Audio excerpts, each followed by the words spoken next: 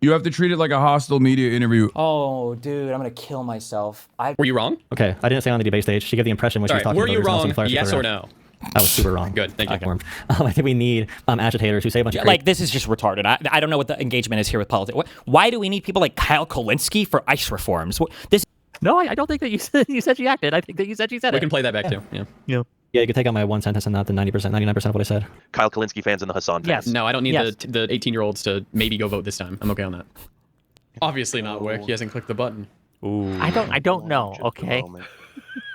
Everyone always asks that. Don't worry. You want us to ask questions on your panel, Wick? Ooh. Pretty much yes. I would love that. Actually, it would make it so that there's content and it's good.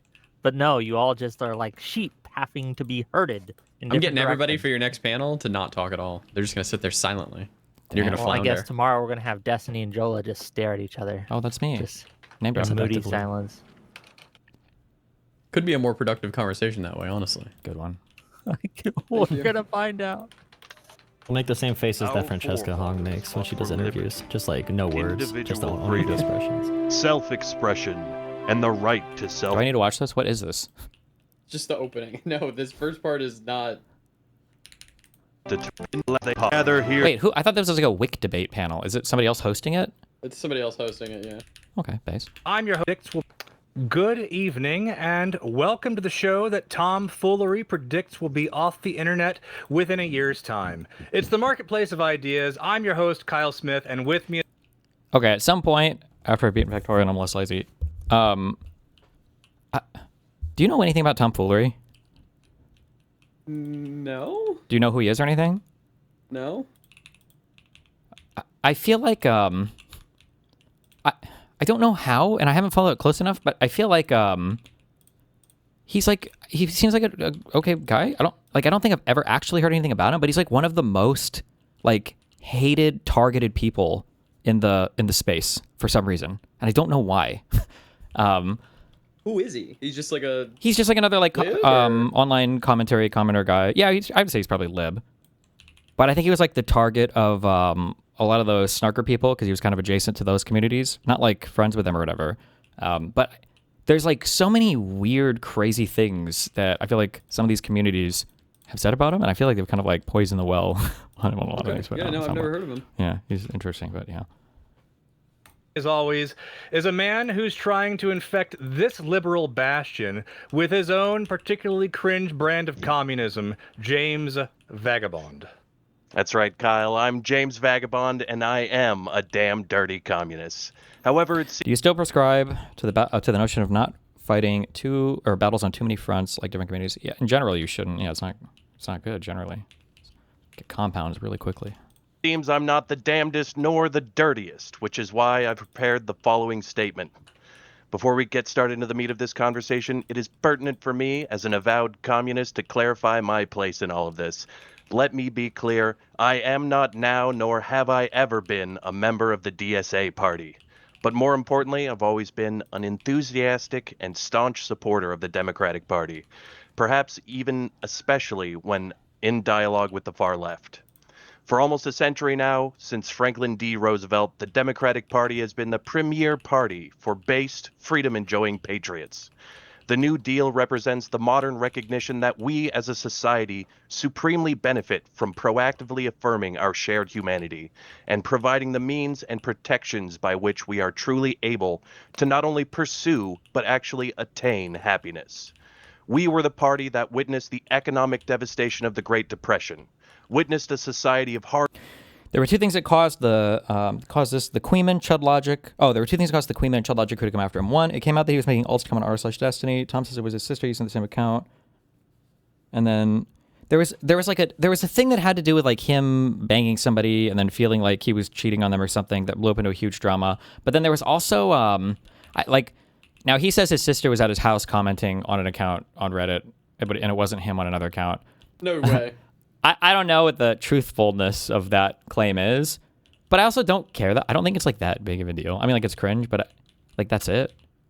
Sometimes I feel like people, I don't know, like is that really enough to hate somebody forever? I don't know. It's not like if he was making him now. What? Yeah, I think like when you read the comments, I feel like they were like kind of cringe, but it wasn't like he was out here saying like, oh, she's a fucking whore and this guy's a pedophile and that Tom is the only good. It was usually just like accounts that were like, oh, Tom is what was the meme? Like Tom is tough but fair, stuff like that.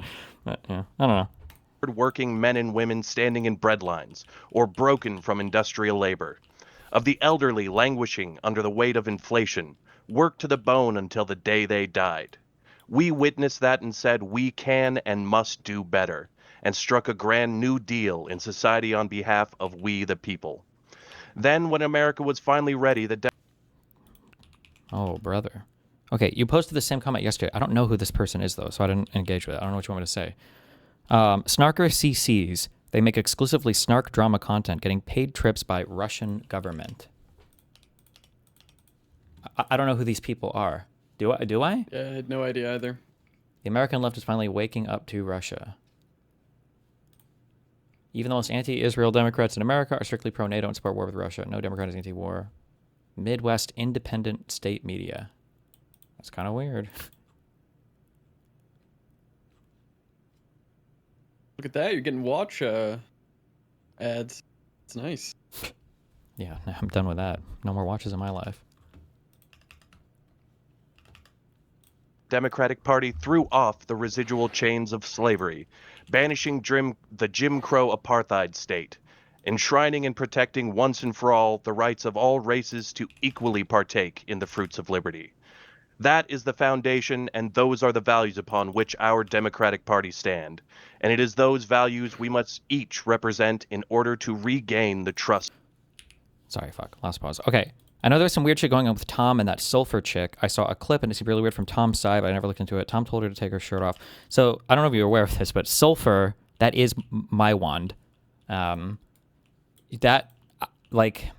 is my rule. And, hopefully I don't have any major fuck-ups on this. But, my rule is that if there's, a weird accusation on somebody, when I say weird, something having to do with sexual impropriety, if it takes me more than, 1 minute to see what the wrongdoing was, I think they're bullshit. And when I say bullshit, what I mean is, there was some kind of either, awkward misunderstanding or it was just, an awkward, relationship thing. If it takes you 20 minutes to explain why somebody's being creepy, sex pesty, perverted or whatever, and it's not immediately obvious what the wrong, it just feels like a bunch of weird online drama mongering to me, and that's usually how I feel about it. And it is those values we must each represent in order to regain the trust of the people.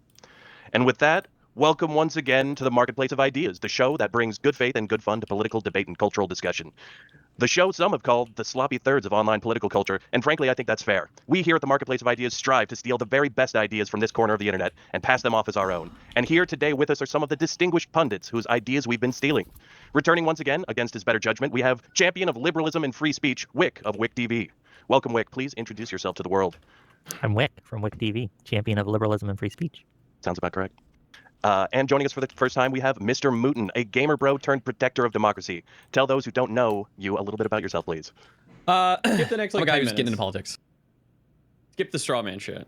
Why would you wait to talk until you talk, and now I don't know who's talking? Skip when the I'm next watching, 10 minutes. when I'm watching, Skip the next 10 when I'm minutes. watching clips with you in it, you need to activate the voice changer so that I know who's who. Get on it. Tell those who don't know you a little bit about yourself, please. I'm a guy who's getting into politics, and I do a morning show every morning at 7. Anything else? Yeah, that's it. Yeah. And also, for the first time, one of the few more rational, further left progressive who I've gained a lot of respect for, Jola. Why don't you tell us a little bit about yourself? Joel Politics, I spend my time mostly on Instagram and TikTok nowadays, critiquing MAGA, and also critiquing pragmatism on the far left and also the deep center of the Democratic Party. You're like a centrist then, huh? Oh, I'm the perfect centrist, hell yeah. Alrighty. Well, with that, now that we have our guests introduced, I think it's time that we play our game that we like to play at the start of the show to get the good faith juices flowing. A little game that we call Straw Man, Steel Man. Straw man. Steel man. So much like the game sounds, this is the game where we give you a straw man argument that is a poorly constructed argument built to be knocked over. And these arguments are going to be targeted to what we expect you to not agree with. And so you're going to be tasked, if you would be so kind, as to steel man these arguments and make them as strong as you can possibly make them in spite of your disagreement with the argument. Afterwards, you will have the opportunity to say what you actually believe.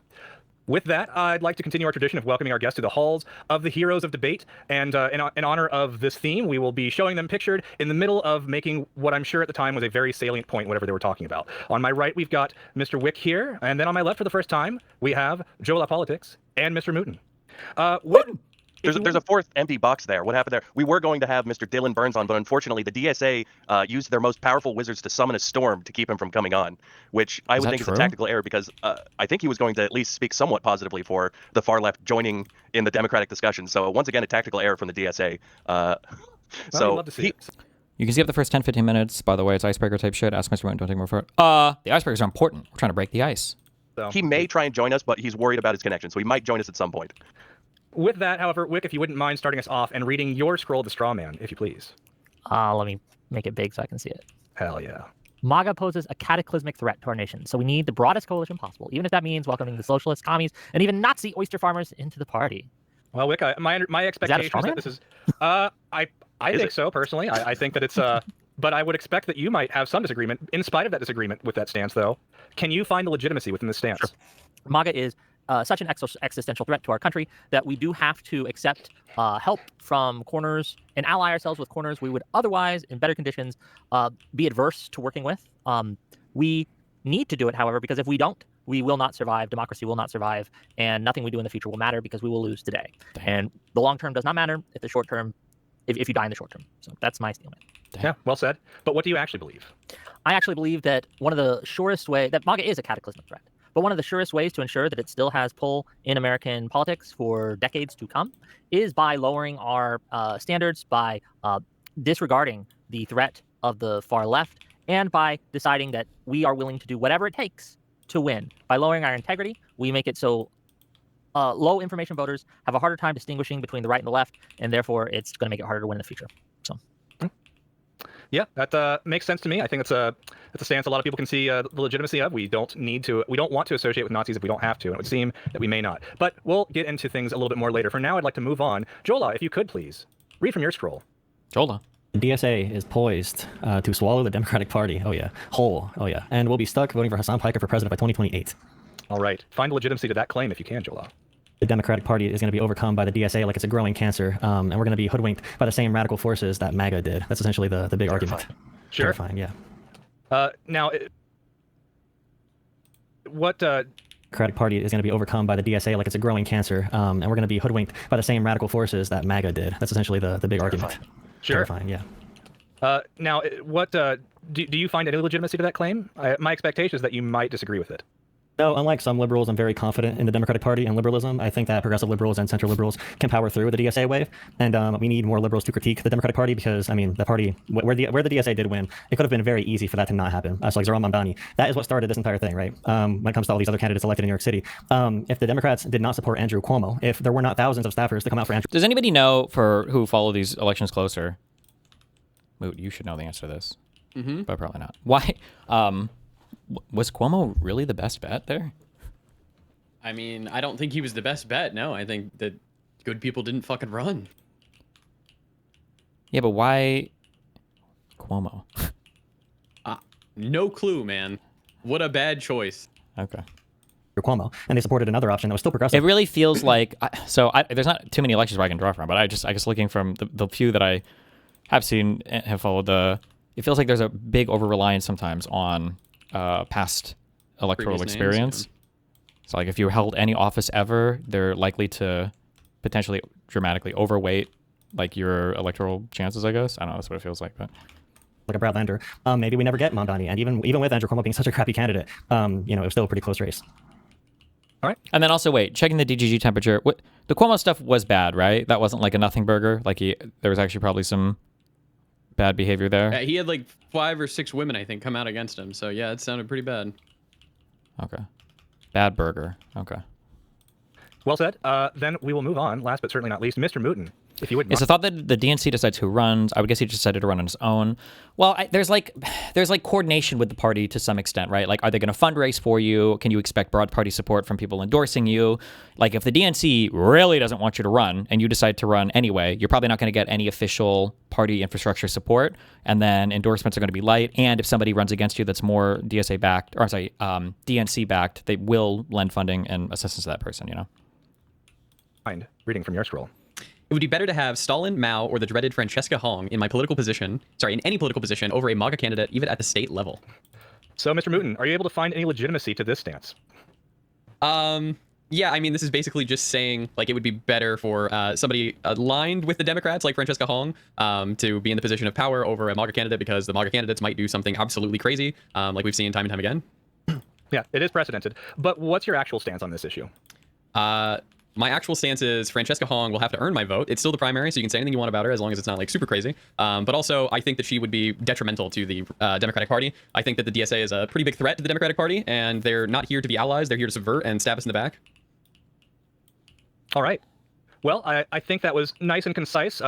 We will go ahead and end this segment. It was a great round of Strawman Steelman to get us started. Good job, before we guys. jump all the way into the conversation, I would also like to officially welcome our guests to the actual marketplace of the marketplace of ideas. And when I say actual marketplace, I do mean fake marketplace. It is not a real one. We do not actually have any gambling, but we do have a fake stock list where we have the creators who come on our show. And as you can see at the bottom, we've got Joel Politics, MrMouton, and WhickTV all waiting for someone to scoop up some fake shares with the fake currency that we run our Discord server with, we call GriftCoin. So if you want to join our Discord and participate in that and show your support for the creators that you like the most, that is one way you can do so. If you'd like to support our channel, please consider visiting our YouTube channel and giving us a like and subscribe on this video before you go back to the streamer of your choice with whom you are currently watching. We are new to the game, but we are growing and learning. And much like the DSA, we're going to swallow the discourse whole.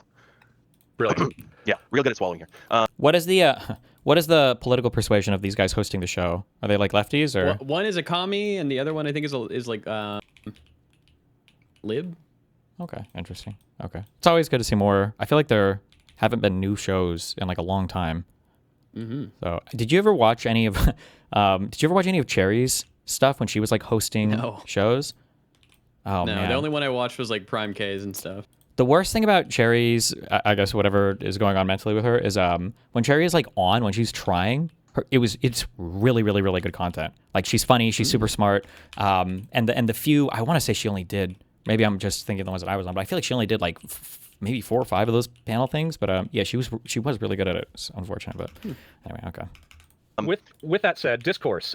We do indeed have a long-going discussion amongst the left as of late on the internet in regards to the DSA's pull and influence within the Democratic Party. And with the three of us, I don't want to preempt your opening statements too much, but my understanding is that we all collectively recognize some negative qualities of the DSA that we should be aware of. So since we seem to have that common ground, as you give your opening statements, I'd like to pose a few questions towards you.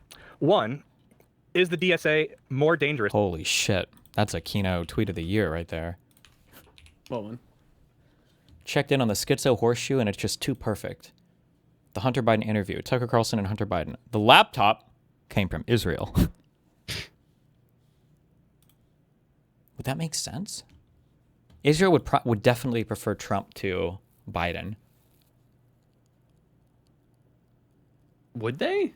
Yeah, 100%. Oh, because Biden, he can't be duped. No, Trump is a massive Israel dick suck. Oh, wait, hold on. The FSB guy who lied about Biden is Israeli, by the way. Wait, was he? Is he? Oh, shit. Hold Maybe on. it is Alzog. My Hamas appreciation is... I'm trying to think, would the Mossad do that kind of thing in the United States? So it was a bird who dropped the laptop into the chimney. Well, the information that was being traded on in Ukraine was already available. Or I'm sorry, that was in the laptop was already being traded on in Ukraine, so it was already available. Mm-hmm. There's nothing like a priori that makes this immediately impossible. Somebody already hacked like the laptop? Yes, that's one of the big talking points against that laptop was that all the iCloud, all the information, everything on there was already being kind of like trying to be sold in Ukraine months before Giuliani ever got his hand on it. So other people could have theoretically gotten that information, planted it on the laptop, and then dropped it off. Or Right. My obvious assumption would be it was Russian in an attempt to get rid of President Biden. I mean, technically, this guy is Israeli. Alexander Smirnov was the Israelis FBI wanting informant. to sell it. That makes sense.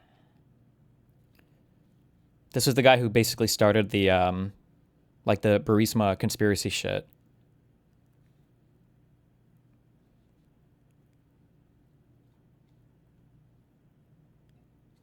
He was born into a Russian-speaking family in the Ukrainian Soviet Socialist Republic. Was raised speaking Russian. They moved to Israel in '92. There was a big Russian exodus, or is that what you call it? Exodus, not diaspora, from or not Russian Jew flight of people after the fall of the Soviet Union to Israel. Became an FBI informant by 2010. Lived in California for 16 years. Moved to the U.S. in 2010.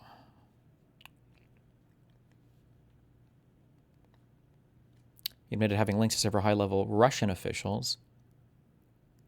God damn.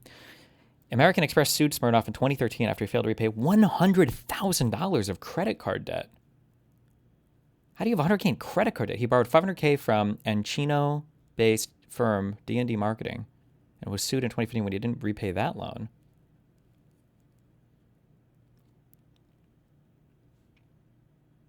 He was a dual U.S.-Israeli citizen and had both an Israeli passport and a U.S. passport, both were seized by the FBI.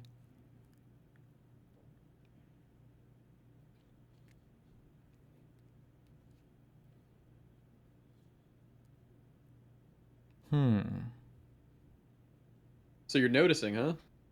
Well, no, I mean, there's technically nothing like immediately. No, I'm kidding. Yeah. Yeah. The only thing would be Israel running like an op like this in the United States would be crazy, right? It would be pretty crazy. Not on the level of like assassinating like Charlie Kirk. There's but no this way. is like But, we're cutting off diplomatic ties. No, I'm not sure. Close to influencing it, our maybe? election. It would now. Yeah, this would be a pretty big deal. if they got caught, it'd be really bad. Yeah.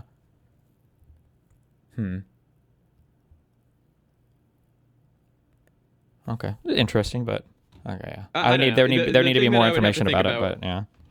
It just seems like the risk reward is not there because the risk is so crazy. Like, Yeah. they're only fucking defenders.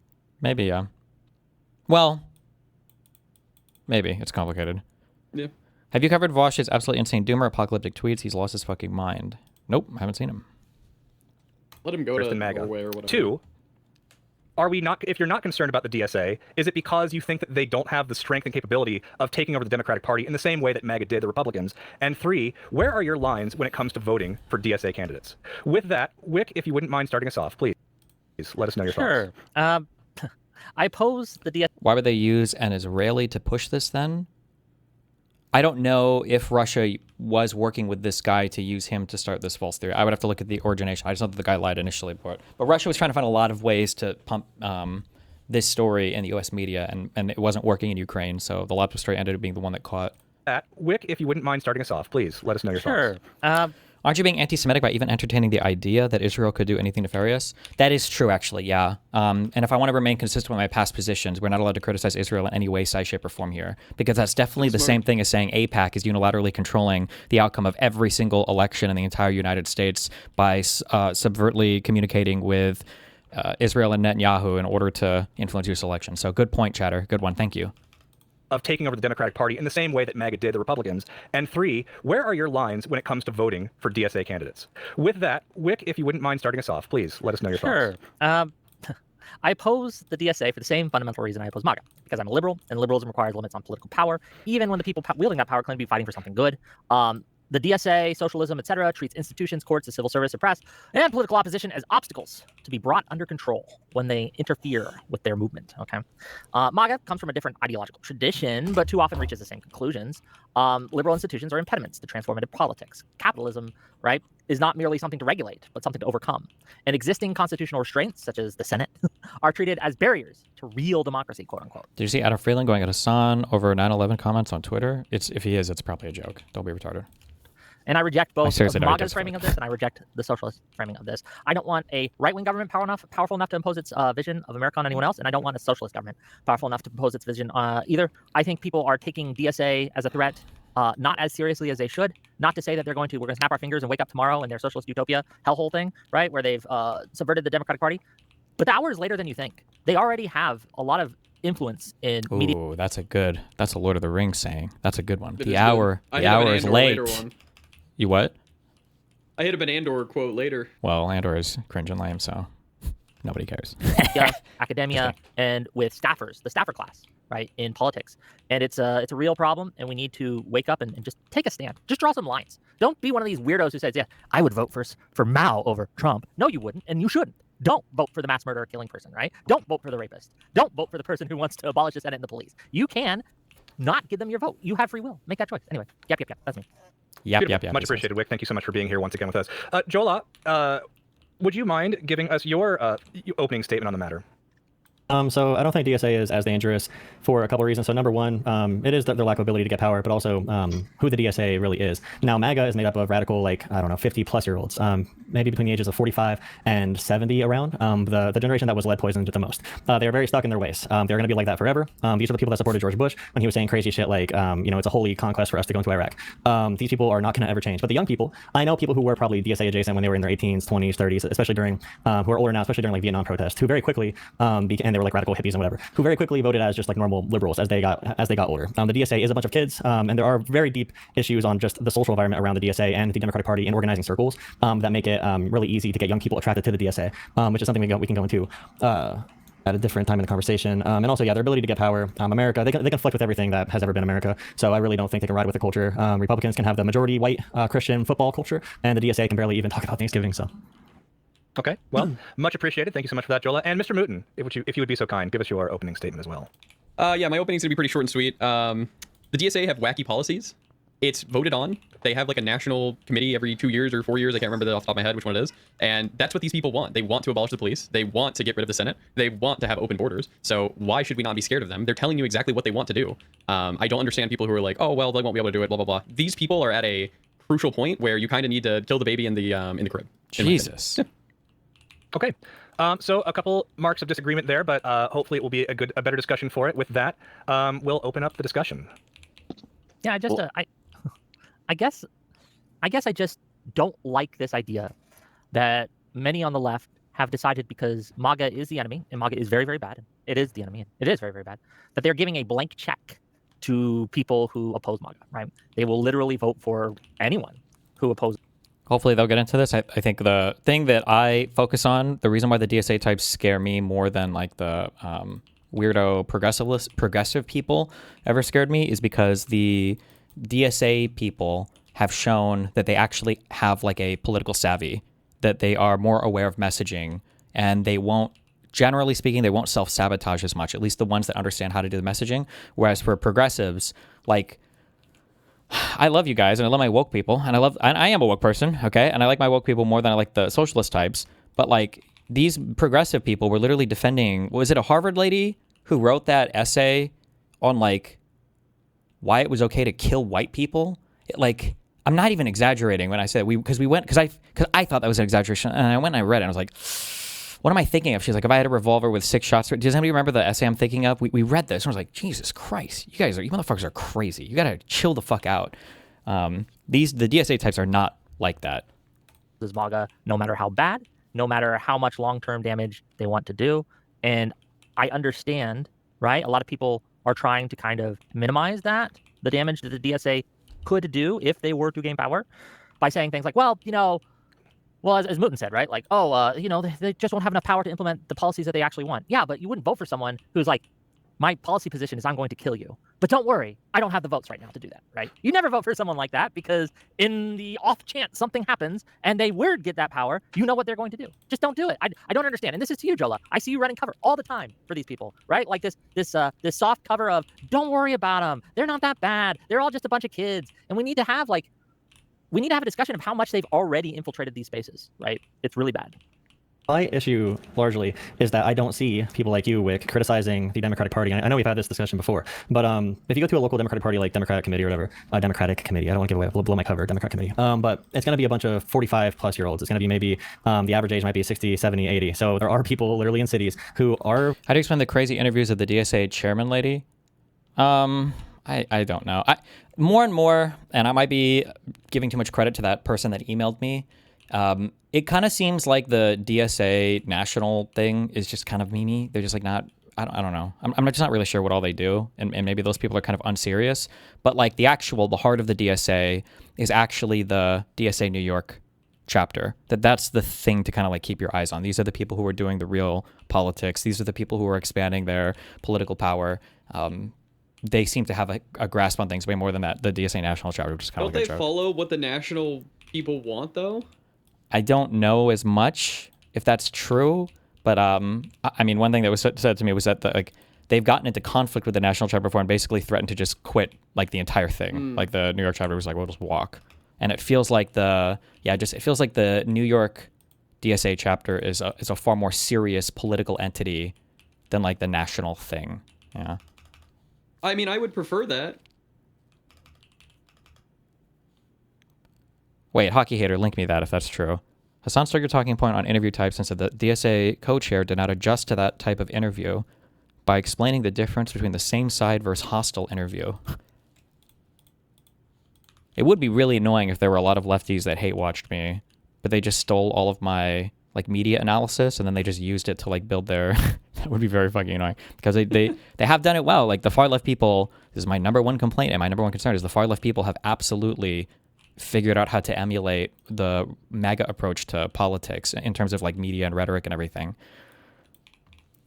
From more affluent, white backgrounds or whatever backgrounds, where they can afford to pay dues, or they just go to the meetings for fun because their friends go. And it's the only place where there's organizing happening where it's going to be younger people. Now, Democrats can either say the DSA is a cancer and all this crazy stuff about it, or they can try to compete with DSA where they are very effective. And Someone said on YouTube chat, DSA New York City and National DSA are at each other's throats 24/7 because DSA New York City is more right-wing and moderate, and National is lots of MLs and Maoist types. Yeah, what was in the email the person described the two different strategies. It was like you could either have a clean break or a dirty break. Or a dirty break. I don't remember if they said there was a difference in approach between the national and the New York people on that, though. I'll have to go back and read. But the New York types seem to be a lot more sensible, pragmatic. And insofar as when I say pragmatic, I mean that they're having like a serious attempt to like subversively exercise political power. Whereas like your national branch types are like, if you're going to run, you should run on the platform Stalin is good. Whereas like the DSA types in New York are like, you should run on we need Medicare for all, and then we'll do some sneaky shit in the future, basically. They're far more strategic is the word I'm looking for. Question is largely, and I wish we had someone involved in like their ideas. I don't know much about what DSA does to know if there's anything they do in particular that can replicate that. If that's just going to be where all the college age people go naturally. If many of them do that, yeah, it's really difficult to find that balance. I feel like we can defeat the DSA rather easily. I genuinely, and I know people say I'm a secret DSA agent. I think people saying that about me is honestly part of the brain rot, the Hassan derangement syndrome happening online. If you think I'm not going to be your ally in your movement, then you're going to fall into. Why shouldn't the DSA members run? Wait, oh, that was Video Man. Online. If you think I'm not going to be your ally in your movement, then you're going to fall into. Why shouldn't the DSA members run as their own party? Why shouldn't they just run it? They should. They can. Yeah, they should. Well, my big thing too, as well with like Francesca Hong. Who are you if you're going to say we're against MAGA? Who are you to say Wisconsin Democratic primary voters are wrong? Who are you to say that Maine Democratic primary voters are wrong when they want a more populist candidate? Are you saying that the will of the Democratic voters of Maine and Wisconsin just don't matter now because they supported a DSA candidate? It's not that they don't matter. It's that I have issues with the voting populace. That was an insane pivot. Jesus. If they elect someone who is bad for democracy, I have issues with the voting populace who elected Trump. Right? Okay, if you don't like the voters, you can say that. Are you just against the will of the people now? Because holy shit, that was a crazy fucking irrelevant pivot, but okay. Just because it's just two separate arguments. Like you can have like we're not here talking about the subject is not like do you agree with the will of the voters or whatever, right? That's a totally different conversation topic. You oppose Trump because Trump got the popular vote. You should be okay with the will of the people. No. What is this argument? Sorry. Oh, true. Well, he did become president, and Trump should have become president because people did vote for him. I would prefer they don't do that. But we're talking about our fellow Democrats, our fellow No Kings protesters. If they look in If you're Wisconsin, voting for example, Plattner or Hong, and you're not my fellow Democrat. in Hong, for the Hong case, there's like 10 other candidates in the race. The one that was competing with Hong had some type of like financial disclosure issues because a dumb intern like double or triple reported every donation they were getting. They were saying there were ad expenditures that were not even real. So she had to drop out. And the person who they have running against Hong now, he said that he joined back into the race after he failed his campaign because he got a message from God in the form of a red bird that his wife saw. And because she saw this red bird, he knew it was his time to run. And he's campaigning going around saying, "Hey guys, we can't really do anything." I'll be honest. I mean, it's less crazy than abolishing police. I've seen some of Crowley, the gentleman who is the direct competitor with Hong now. I've seen some. Fuck. Now this Jola guy heavily misrepresents things to favor a lefty messaging point a lot, or lefty talking points. Oh, yeah. Heavily. Is that what he just said there about? Is it Crowley? Is that true? I know I got that huge email where somebody was trying to explain like how wacky and fucked up all of the Wisconsin shit was. And I don't remember him. Maybe he said that he got a message from God or something, and that's kind of retarded. But His wife got a message from God, I believe. oh, sure, okay. The red bird thing is real, I believe. Sure, but like, what is it like? Seriously, the fact of the matter that he felt like his wife got a message from God, so he decided to hop back into the race, or was it that the other person dropped, everything was fucked, he had to hop back in, and people were like, wow, you're getting back in the race. He's like, listen. My wife, I saw this thing. It was a sign from God. Like I knew, like he's like you're saying it, but like that's not why he hopped back in. He's just saying like this is how I knew I was making the right decision. Do you know what I mean? You know the difference. It's probably I do, but it is probably the latter. But he did rejoin before the other guy dropped. Like he was on the debate stage with everybody. Okay, gotcha. But it's just something. I would assume it's like something that religious people say. Maybe sure. They saw a sign and it plays well. Of his takes, he has good, solid. One of the best takes on data centers that I have seen. Right. Wait, real quick. No shot, bro. Because here's the thing. This is not a friendly conversation. No. If you're DSA, none of these conversations that are taking place are friendly. You have to treat it like a hostile media interview. Oh, dude, I'm gonna kill myself. I have to just stop It's streaming. not I need to Hassan, stop it's his streaming. friend. Yeah, I had to stop streaming until the midterms are over, bro. The thing is that like these guys listen better though than my own party does. No matter what. Even if they are being friendly. And David is friendly, broadly speaking. But he's doing that on purpose.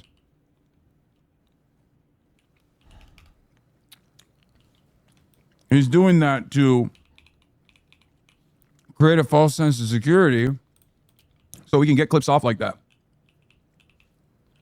For sure. Nom, nom, nom, nom, nom. What's he eating? There's got to be pre-canned responses for all of it. Their word for it. We have to believe what they say according to you, but can you even make sense of that? No, absolutely not. Again, these people are not Democrats. They should not be allowed to run on a Democratic ticket. And I agree with Cassie that the National Party should have stepped in long ago. What are you saying? Jesus. Everyone, all these slopulous now are like, we need a moratorium on data centers. This guy, Crowley, comes out and he's like, well, no moratorium. We could regulate them and maybe address some of the issues with the environmental effects that people have concerns with, but we should be building data centers. Like data centers have revitalized communities that they've built in. And being anti-data center is a lot like being anti-nuclear in today's vernacular.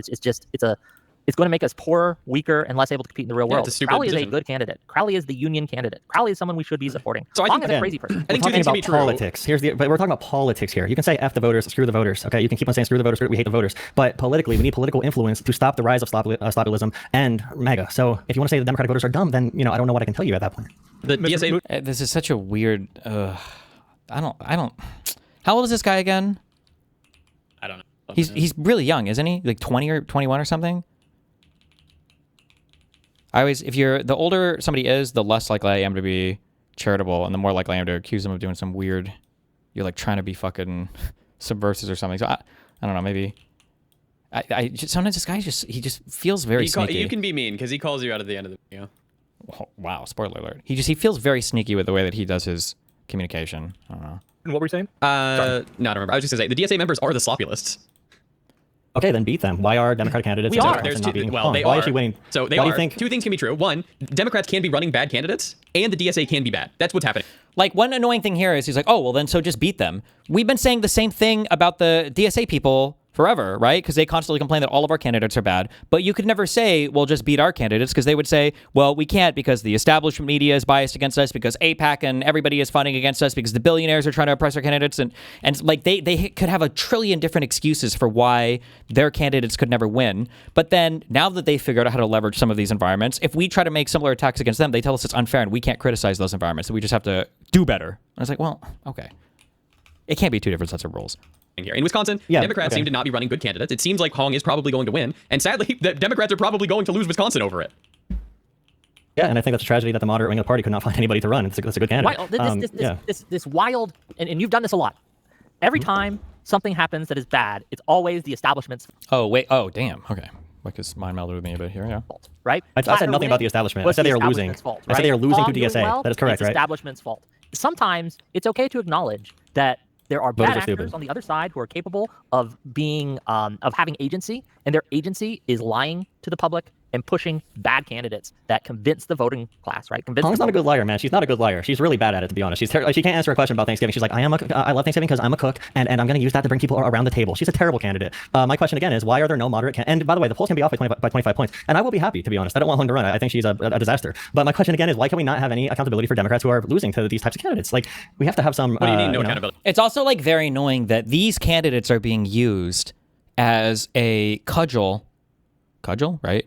Against the entirety of the like Democratic Party, but the DSA types are only running in very specific venues.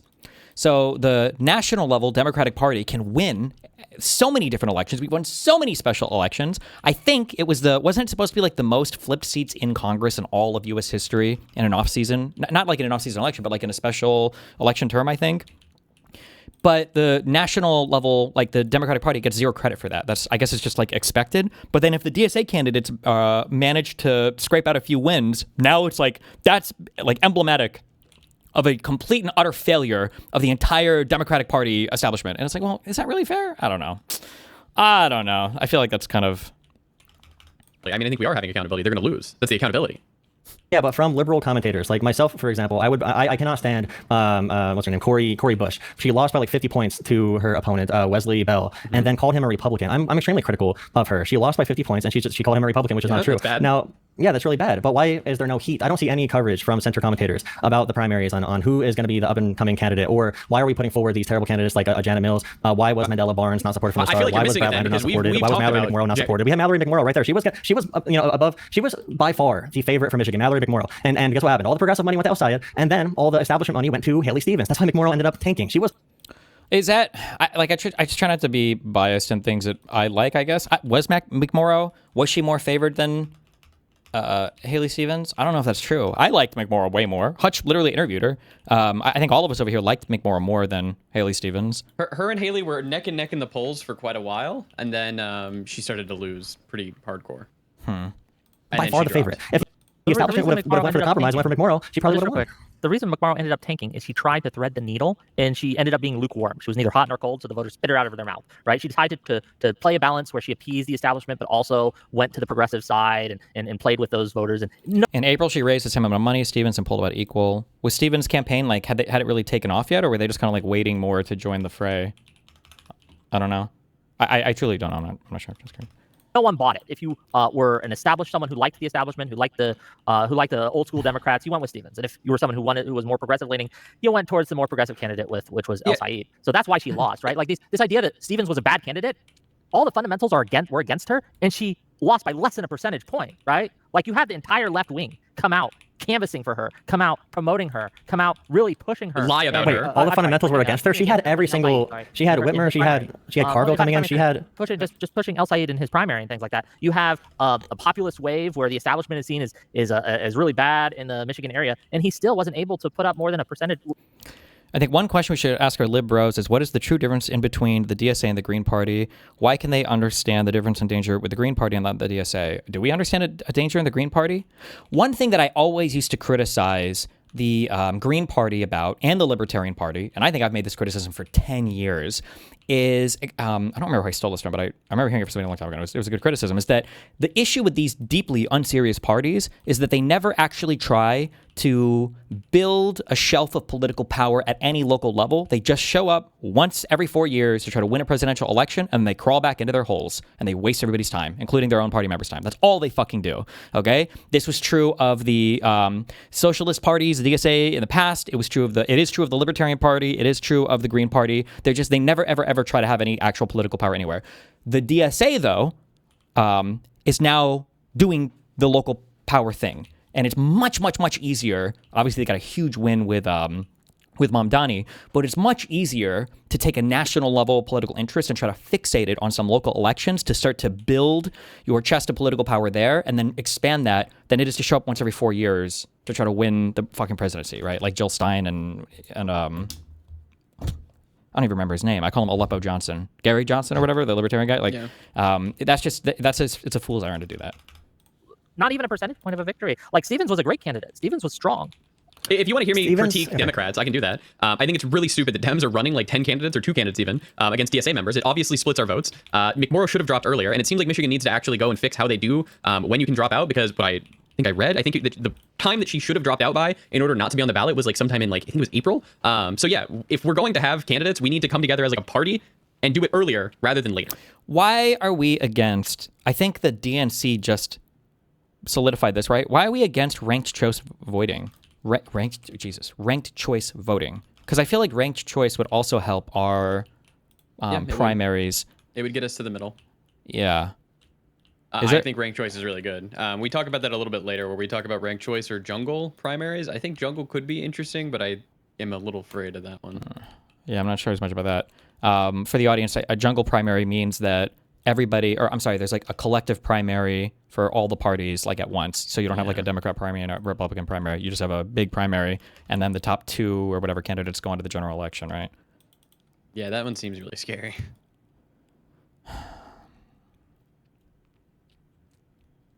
We have it in SF, and the problem is that people don't know how it works. Oh, shit.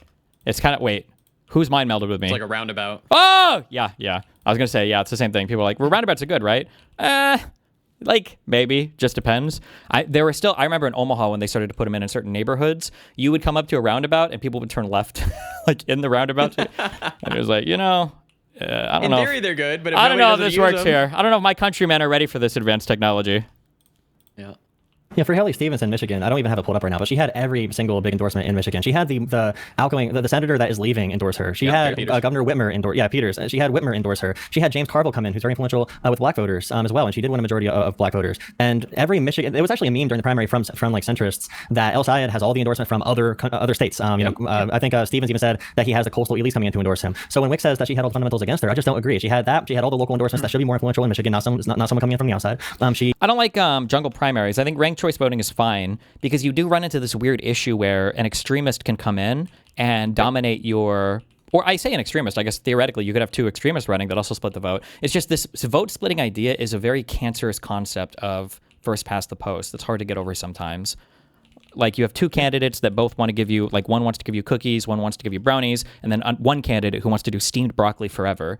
And that guy's got 40 points, and then the other 2 people have 30 points each. And it's like, obviously you guys want the candy, but the broccoli dude's going to make it because the 2 candy people don't drop out. It's like I don't know. It's just not doesn't feel good. I think the final numbers from New York Times were either 10-1 or 9-1 outside spending. The extra $60 million definitely can't hurt. If she did not get that money, if she did not get the extra $60 million, Bill probably does win by 5 or 10 points. I think what Wick means right now is like the establishment isn't a popular thing. Nobody likes what's going on. So even without ranked choice, we should at least do runoffs.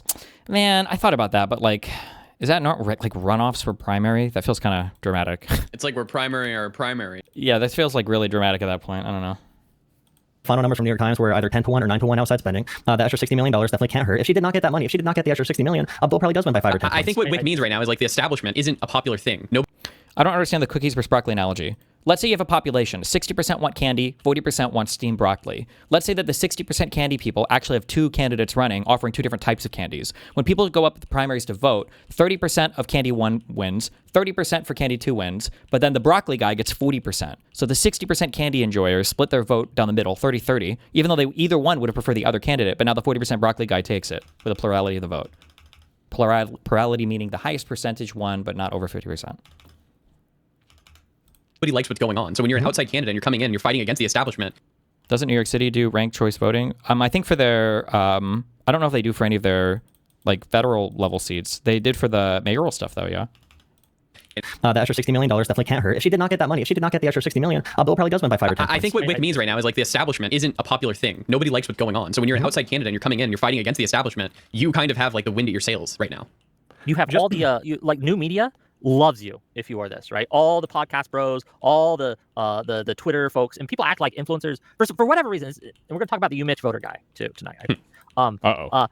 For whatever reason, people online have decided that online influencers have no influence, that the media has no influence, and they've decided to pretend this when that's just not true, right? You had new media, you had this You Mitch voter guy make up a lie, right? Make up a lie about Stevens' camp internal pollster calling someone up and calling Stevens up and saying, "Hey, you have no path to victory." And he pushed this lie, and a lot of people, big names, Hassan, Keith Edwards, Wahajat Ali, and a bunch of others, picked this narrative and ran with it. And did it affect turnout? I have no idea. But they were trying to do that. They were attempting to do that. You have new media just willing to lie about you. And I guarantee that these kinds of, like, people think that money in politics has a huge effect. I don't know if it does. We looked at the 2020 primary campaigns, right? $1 billion were spent to get Bloomberg to be our nominee. With a B, right? $1 billion. $1 billion. A B. He didn't even get anywhere close. People overstate money in politics. They just do. The biggest threat to our political system isn't money, it's the staffers. And we see this by how they're acting. Like, this is the threat that the DSA and other actors on the far left really pose, is they have positions of influence and power within the media and within organization groups and within the party. And they are pushing these candidates on us that are making it harder for us to beat MAGA. Look at when Al Said won the primary. We took a lean Democratic state and it became a toss-up. It's now objectively harder to win. Also, if money just won the election, then Tom Steyer would be at least one of the 2 governor nominees. Are you saying money has zero impact? No one's saying money has zero impact. We're not. Of course. Okay, then if money has Damn! True, though. any impact, then if both candidates had the same amount of money spent, then El Sayed probably wins by more than he did, right? If it has some impact. I don't know.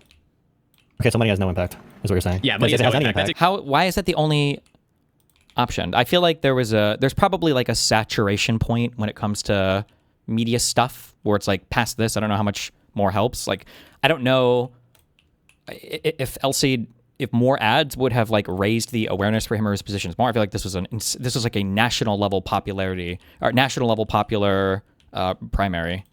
I don't know if any more attention would have changed anything for that election, or even more money spent for Stevens. You might have been able to remove $20 million spent for Stevens, and it might not have impacted much on her. I don't know. Exactly what I'm saying. Yeah, if it has any impact, then necessarily. But it has can we at least acknowledge it has diminishing returns? Oh, yeah. Yeah, I mean, if you have 18 ads of the same person back to back to back to back, especially like I criticized Kamala Harris, she was airing these dumb commercials in the middle of college football games. That's not going to help very much. But it does help with overall media saturation. What do you mean it's not going to help airing a commercial during a college football game? Having Kamala Harris come out in the middle of an NCAA game when everybody's in the bar drinking or whatever, no one's watching that commercial. I've been at these places. Completely wrong. You think people are staring at the TV and watching Kamala Harris ads on the yeah, I think older people, the people who actually go and vote, are watching the ads. Yeah. Well, I think it works on normal people too. Mountain Dew and Pepsi spend billions of dollars for a reason. We all like to think that we're immune to the wiles of a Mountain Dew commercial, but there's a reason they spend billions of dollars. I would also like to say that I think Wick was really spot on here in that the new media landscape, in my opinion, is the biggest piece that people are missing in all of this, which is the ability of and it kind of ties to money in a certain case where each person, all of the people fighting for attention and relevance and therefore some amount of power and money they're not necessarily doing it for forthright reasons. They're not doing it necessarily because they purely believe in some political ideology. Instead, it's something more of an attention economy where the most bombastic, or in the case of like the DSA and the political landscape, people promise the moon and they don't have to deliver anything. And so they get to use this sort of rocket fuel in the social media landscape to get attention. And we've seen it in MAGA once they actually get the reins of power, they can't deliver on anything. And to me, that is where I focus my thoughts on all of this conversation, is the new media landscape and the way that it is taking control of society and all these big decisions we're making. If I may, I will say, just really quick on the new media point, because I know you're going to talk about that, but Haley Stevens did have probably the biggest new media clip of the primary with her TMZ interview when she went off script and they did not want her to do it, but she was her genuine self. If she would have done that more often, instead of talking about Abdul Sayed's podcast over and over and over again, and I'm endorsed by Barack Obama like over and over again in the debate versus Abdul, she probably would have won. She would have won this primary. And you have to ask why the consultants Okay. are telling her to talk like she that. didn't. I think it's really hard.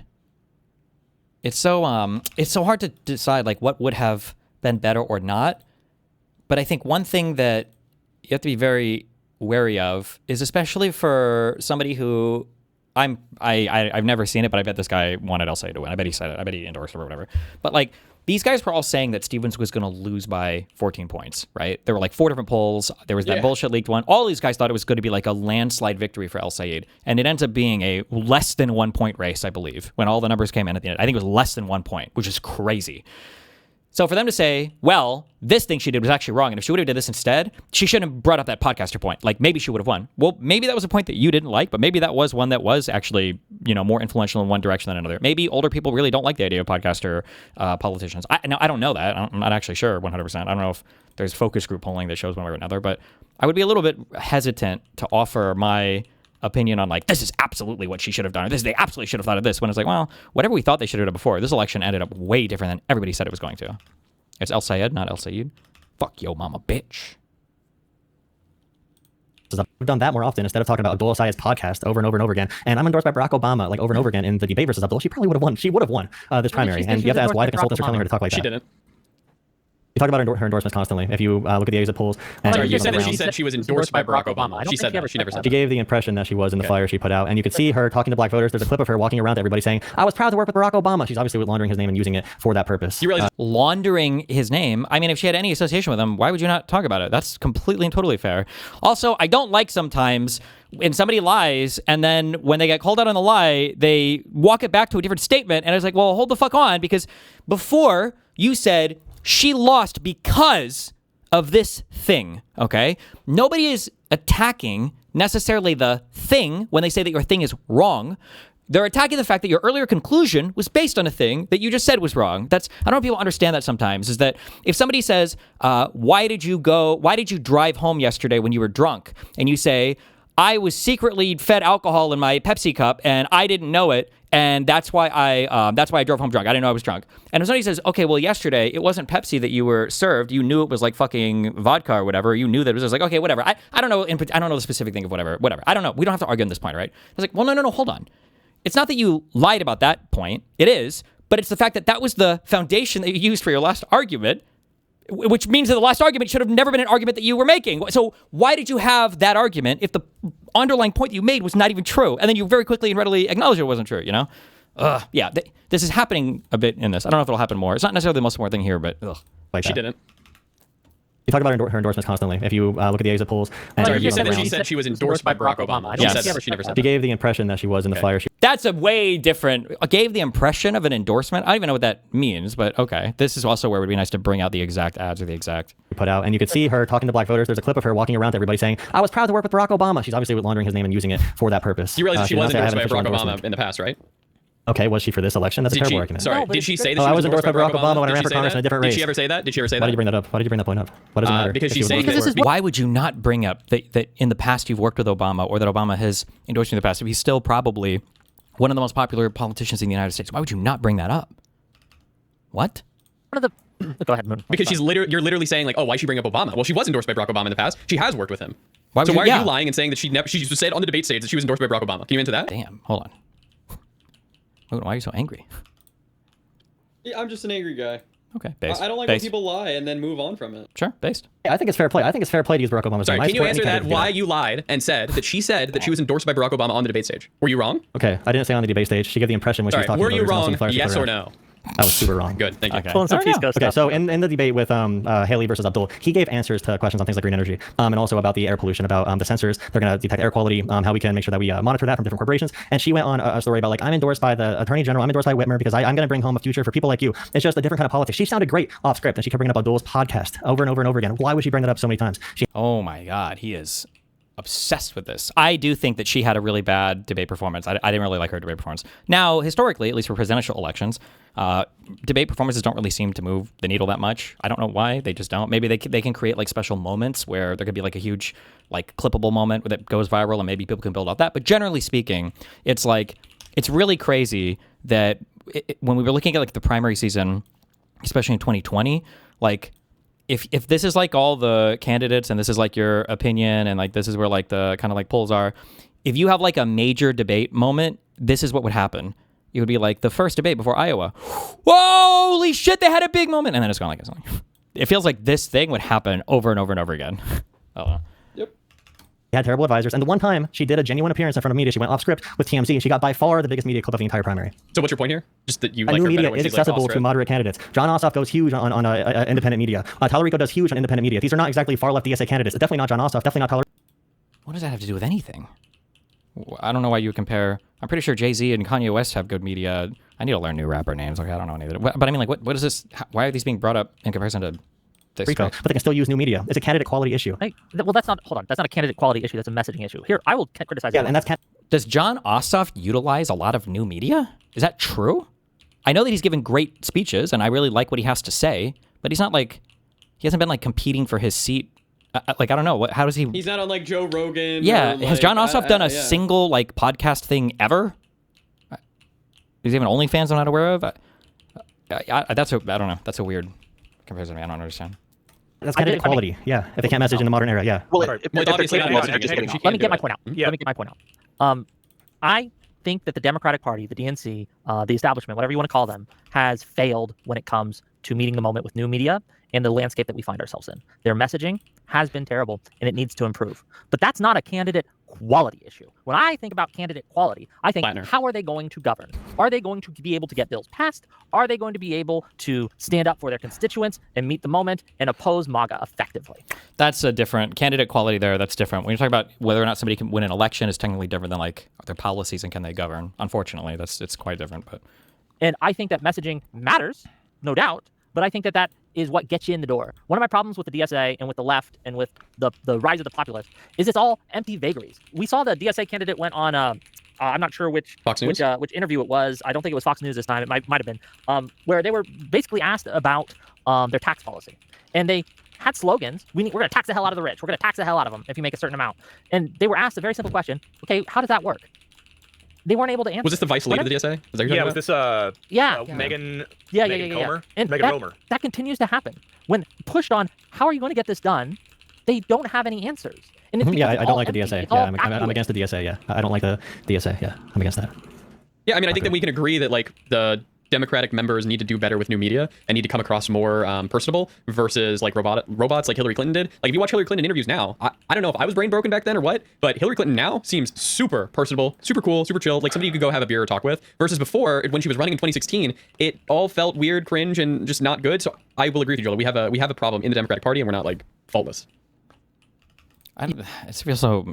It's like a whole Democrat, but like this is true. I don't know why, but Democrats on message are just like very robot. It's weird. I don't understand. I don't know what's going on there. I guess actually it's kind of like Francesca Hong when she's doing. That's her most establishment quality is Francesca Hong. I was shocked when I listened to her speak with Hassan when she was on his stream. She sounded a trillion times more personable, but the difference between her was actually so extreme. Not to sound sexist or ableist or whatever, but I do wonder if there's like a medication issue there that she has, whatever bipolar or whatever's going on. If she's on some kind of medication sometimes that dramatically changes her affect. But I don't know 100%. Yeah, I definitely agree about Hillary Clinton. I don't know if that's... I was definitely brain broken at the time, but I also think that if she would have done more long-form media, if she hadn't been so allergic to going on more podcasts, things of that nature, she might have endeared herself better to the public. Although, I mean, being the way things were at the time and how much the well was poisoned in regards to people's perception of Hillary Clinton, I don't know about that. Another thing you have to consider, too, though, is that like Hillary's not running for any office right now, so she can be more free and say things, and people aren't going to attack her viciously on every single thing regardless, so I don't know. So the danger here then is the DSA's ability to capitalize on the wide open media landscape that has been a bit underutilized. But that's one of them. The Republicans seem to. The messaging they're using to gain power and influence is anti-Democratic Party, right? That's how they win. Is they point to the Democratic Party and they say these guys are failures. These guys suck. These guys can't win. These guys haven't done shit for you, right? And they use populist rhetoric to paint the Democratic Party as feckless, impotent, and bad. And Moon is 100% correct. Clinton sounds great now. What happened in 2016? I think there's too much prepping for narratives, etc. Well, one of the issues is that Hillary got mind fucked in the same way that all of the Republican candidates got mind fucked. In that, like, it's a comedy sketch or it's a stand-up comedy routine. But I really do think that in some ways, Shane Gillis's stand-up in Austin was a little bit instructive on this, that like Trump came up and he just did a whole bunch of things that you're never really supposed to be able to do, and nobody was really ready to adapt to that, because I mean, there were people like me who watched and thought like, well, this certainly can't work. Everybody in the media was like, well, this obviously is not going to work. And it continued to work. And everybody was kind of waiting for the moment for the American public to be like, okay, well, obviously we don't accept this. And that moment never came. And Hillary was still very much running in that, I wouldn't call it like civility politics world, but like the understanding that we had like some kind of social norms or standards that had to be, that there had to be some kind of standards, but there weren't. Trump very quickly explored that and then exploded that. Like we have studies actually that show one of the reasons it's been hard to hold Trump accountable for his corruption is because so many voters see the right and the left as the same when it comes to corruption. That's bullshit. But one of the reasons they feel that way, and one of the reasons the voters think that way, is because you've had nonstop for the last 10 years a constant stream from segments of the left saying just that. Right? This is the danger, one of the major dangers that the DSA, the far left, etc. pose, is the messaging that they use to win makes it harder for us to differentiate ourselves from MAGA. Dems need to run on easy things that like the American people are actually going to like. One of them is just going to be, I'm in super big support of free or reduced childcare. Every family can take home extra money each month. It'll go in their pocket. Another thing would be stock trading. I don't think any Democratic candidates or anybody in office, public office, should be allowed to just publicly trade stocks, especially in Congress or the presidency. So we need to have better messaging as Democrats. Yeah, I think we can all agree that the right adapted to the new media landscape a lot quicker. I think they were pressed to do so because they were in the sort of minority culture of political discourse. You know, we had the Obama years, the Bush years. They didn't really stand for much. They hadn't had a real champion since Reagan, and so they sort of gravitated towards these new media spaces to sort of recreate their culture. And we've seen the further left doing the same thing. And my big worry here is, you know, maybe there is no solution because of the modern media landscape and because it prefers the rocket fuel conversations, the big promises and the easy money, the easy solutions. I still think, and there's no way for me to test this obviously, but I still think that people think that it's like extreme talking points or like extreme policies or whatever, that these are like the important things when it comes to messaging well. I do feel like it's just like you just need to be extreme with your rhetoric, but you can message moderate talking points. You just have to do it like in a very extreme way, like be, you know, I don't know, boisterous or over the top or combative or whatever, but you can still have moderate talking points. But it just so happens to be, I think, that generally the people who are messaging on the extremist points also tend to be the people who are using the extremist policies as well. At the snap of the finger, like Wick says, if we just get rid of the liberal systems in our way, then we can just, you know, usher in our great new society. And have you done much diving in on the Congress trading stocks thing? Feels weird to me that banning someone from buying. I think selling is a major issue, but I think just the buying is getting everyone upset. Well, no, it's obvious. Well, it's both, right? It's the idea of being able to time your buys with upcoming legislation. I feel like you should just have to announce your trades like 30 days in advance, or maybe something like that, or at least clear it with some office. That's already a thing. Oh, you mean 30 days in advance? Sorry. Yeah, or clear it with some kind of ethics office or something. The big issue, but nobody wants to talk about this, and obviously it's whatever, is that like I've never seen anything compelling that shows that there's like any illicit trading going on that shouldn't be, or that somebody's like doing stuff that they shouldn't be. I don't think there's any compelling reason to believe that. But, do you think the president should be able to buy stocks? Should be able to. Well, it should probably be whatever rules are on Congress, I would say, maybe. Yeah, I don't know. I just don't think that there's like a big issue with like putting your money in like an ETF or fucking VOO or whatever. Sure. Which is an ETF, yeah. I think besides what Trump does, Trump is a whole other outlier of corrupt, crazy shit.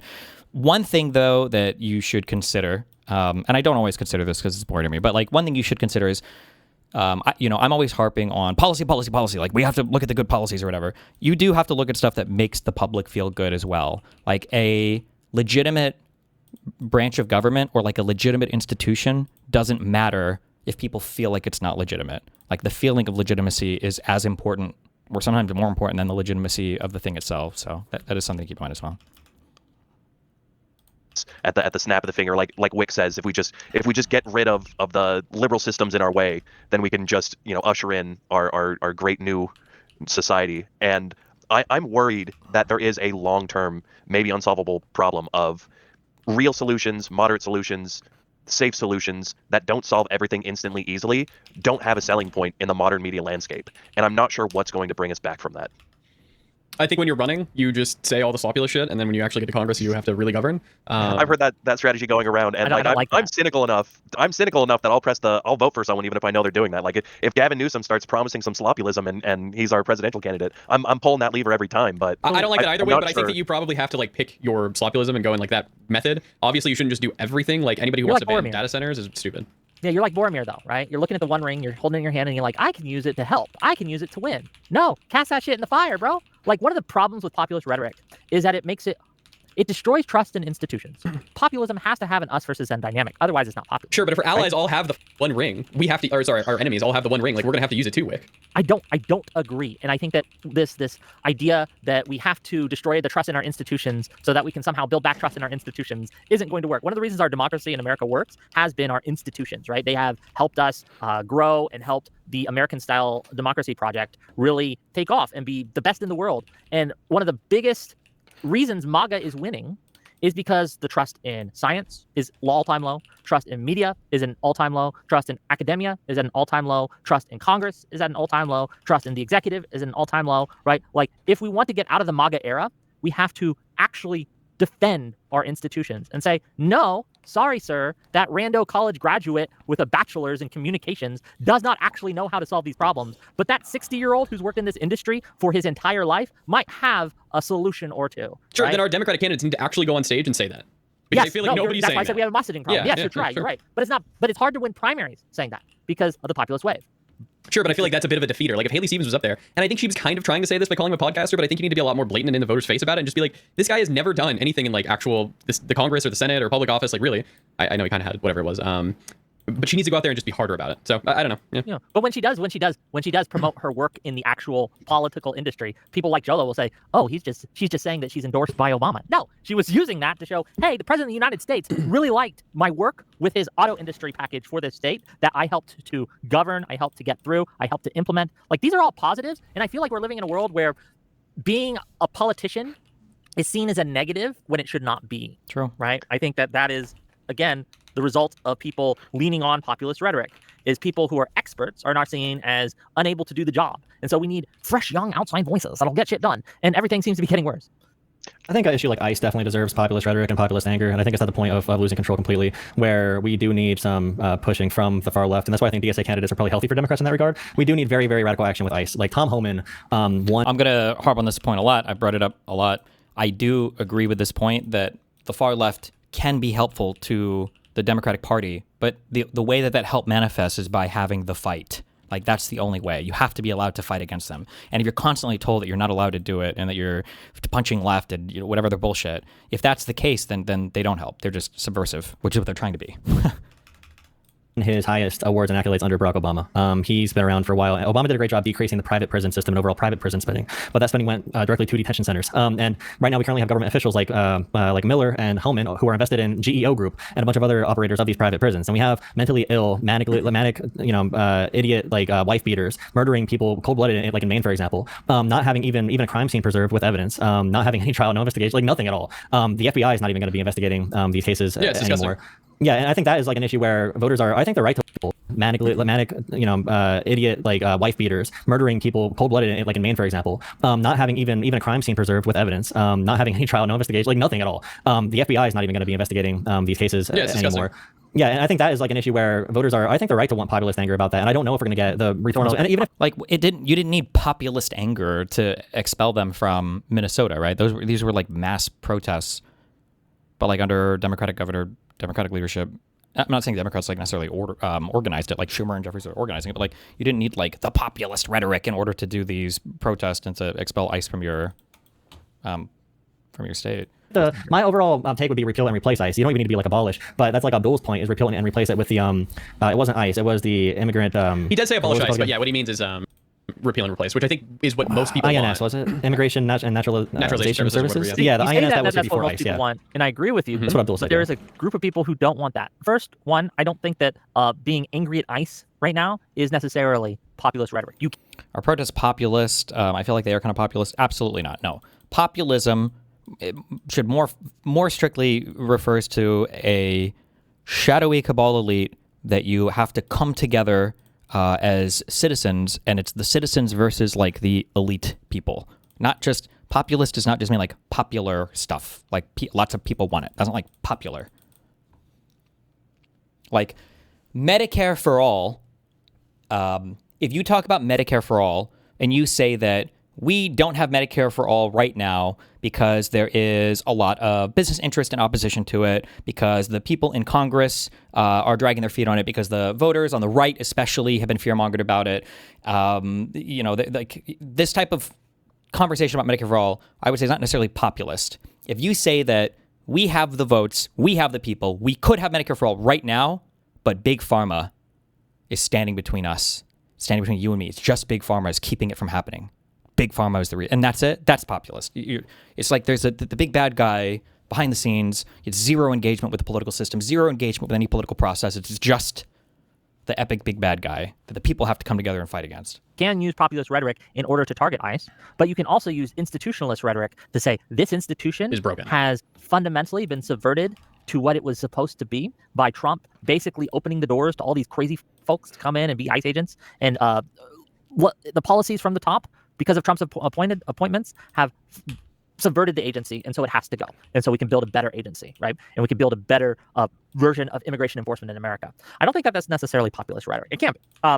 But you're absolutely right that if it is an institutionalist take to say this institution isn't working and we need to reform it, or we need to replace it, or it's just not fulfilling the job that we thought it needed to do, so we just need to get rid of it, right? This is a fundamentally different thing than saying the corporate elites have destroyed us, and it has decided to subvert the will of the people. Okay. Right?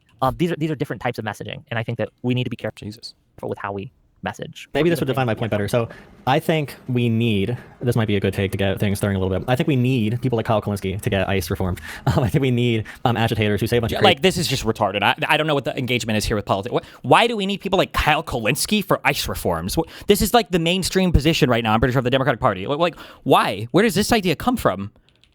We're never going to reform ICE without Kyle Kalinske. Kyle Kalinske doesn't like believe in the current fucking form of government. Like, what? I don't understand that at all. Who have huge platforms to say this is messed up in a really emotional way that gets people really fired up. No, we don't. We super don't need, like, everybody already feels this right now. The whole, like, I feel like the prevailing American opinion has never been more against ICE than it is at this point in time. And we didn't need Kyle Kalinske to get us here. We just needed ICE start fucking murdering white people for no fucking reason.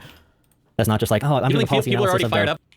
Oh, sorry. About like people getting shot on the street. I don't think Kyle Kalinske is adding to the fire. Correct. Yes. No, correct. but he's helping. He's moving in the right direction. Oh my God, they're helping. Oh my God. I looked at his page earlier today. He's making like 15 anti-Trump videos for every one anti-Democrat video. I'll take that ratio any freaking day. And people like him are being rejected by liberals, mostly online. But everyone I know watches Kyle Kalinske. Everyone I know watches. I don't think Kyle Kalinske is like a Democrat. I don't think he's a part of that kind of team. explains your take. He's honestly just a political pundit. It's young people. It's young people who are like being motivated to join like the DSA and who like Zoran Mamdani and AOC and Bernie Sanders. And these young people are gonna grow up to be political actors, and we need an off ramp for them from the DSA, and we have to at least abide by some things they believe to be very true about politics. Can I ask you a question, Jola? Mm-hmm. Would you be okay with a pundit who was very anti-Trump? Okay, every day he came out with an anti-Trump video. It's just that every month, right? So after 30 days of anti-Trump videos. Why are all the USA political terms so fucked? Because we have two parties. Because Americans have no engagement with political systems around the world. So everything is just from a U.S. perspective. And then because, and I'm sure this happens to some extent in Europe too, but because of those first two things, in American politics, people weaponize political labels like crazy. So whatever hope you had of Americans understanding anything about politics is completely and totally eliminated by that point. So, like, I've complained a lot about the communist thing. Like, the DSA people, the New York chapter, these are Marxists, 100%. The bad kind. The very bad kind. But Republicans have spent so much of their political careers calling every single fucking person on the left a radical Marxist, a radical communist, radical whatever, that, like, those words have no power anymore, and Americans don't even know what it means when you say it. Same thing with, you can argue the woke one people spent way too much time calling every single person a fucking fascist Nazi. Every single person was a Nazi or fascist if they did anything even, like, remotely racist or whatever. You see it now with, like, Israel and Palestine. Like, it has to be a genocide. It's not a bad word. It's a genocide. Everything is apartheid. Everything is genocide. Everything is ethnic cleansing. Like, every single thing is, like, the maximal fucking term, and it destroys your ability to see the difference. You have no granularity when discussing any of these concepts now. So Americans just have the dumbest understanding of, like, of anything related to political systems or political labels. To be fair, also, like, and I don't know how normal it was, but, like, I grew up probably thinking until I was like how old was I? I don't even know. Maybe I was like 19 or 20, thinking that America had, like, the only real democracy on the planet. Like, this is a thing I thought for the majority of my adolescent life, at least, that America was the only democracy on the planet, and every other country used some other whatever. I probably grew up thinking most of Europe was socialist, unironically, but I grew up in a super Republican household. Every month, he comes out with a video of why we can't trust black people. Black people will steal your daughters. They'll steal your bike. They'll come out and make your life worse. And black people are the worst. Would you let someone like that in your party? Or would you say that it's okay to watch this guy because he's primarily anti-Trump? I would say, now here's the difficult thing. So I would compare that to spreading a video of like Sagar on Breaking Points, maybe, where I would maybe use them as a tool to maybe not de-radicalize, but to suppress the voter turnout of idiots who would follow someone like that. So even if it's not, and this can be a debate also about freaking, I don't know how I feel. I'm leaning towards negative about Hunter Biden on Tucker Carlson's. I have not seen the whole thing. I've seen clips, but so far Hunter Biden's like, oh, we had a great time, looking at the road of Israel.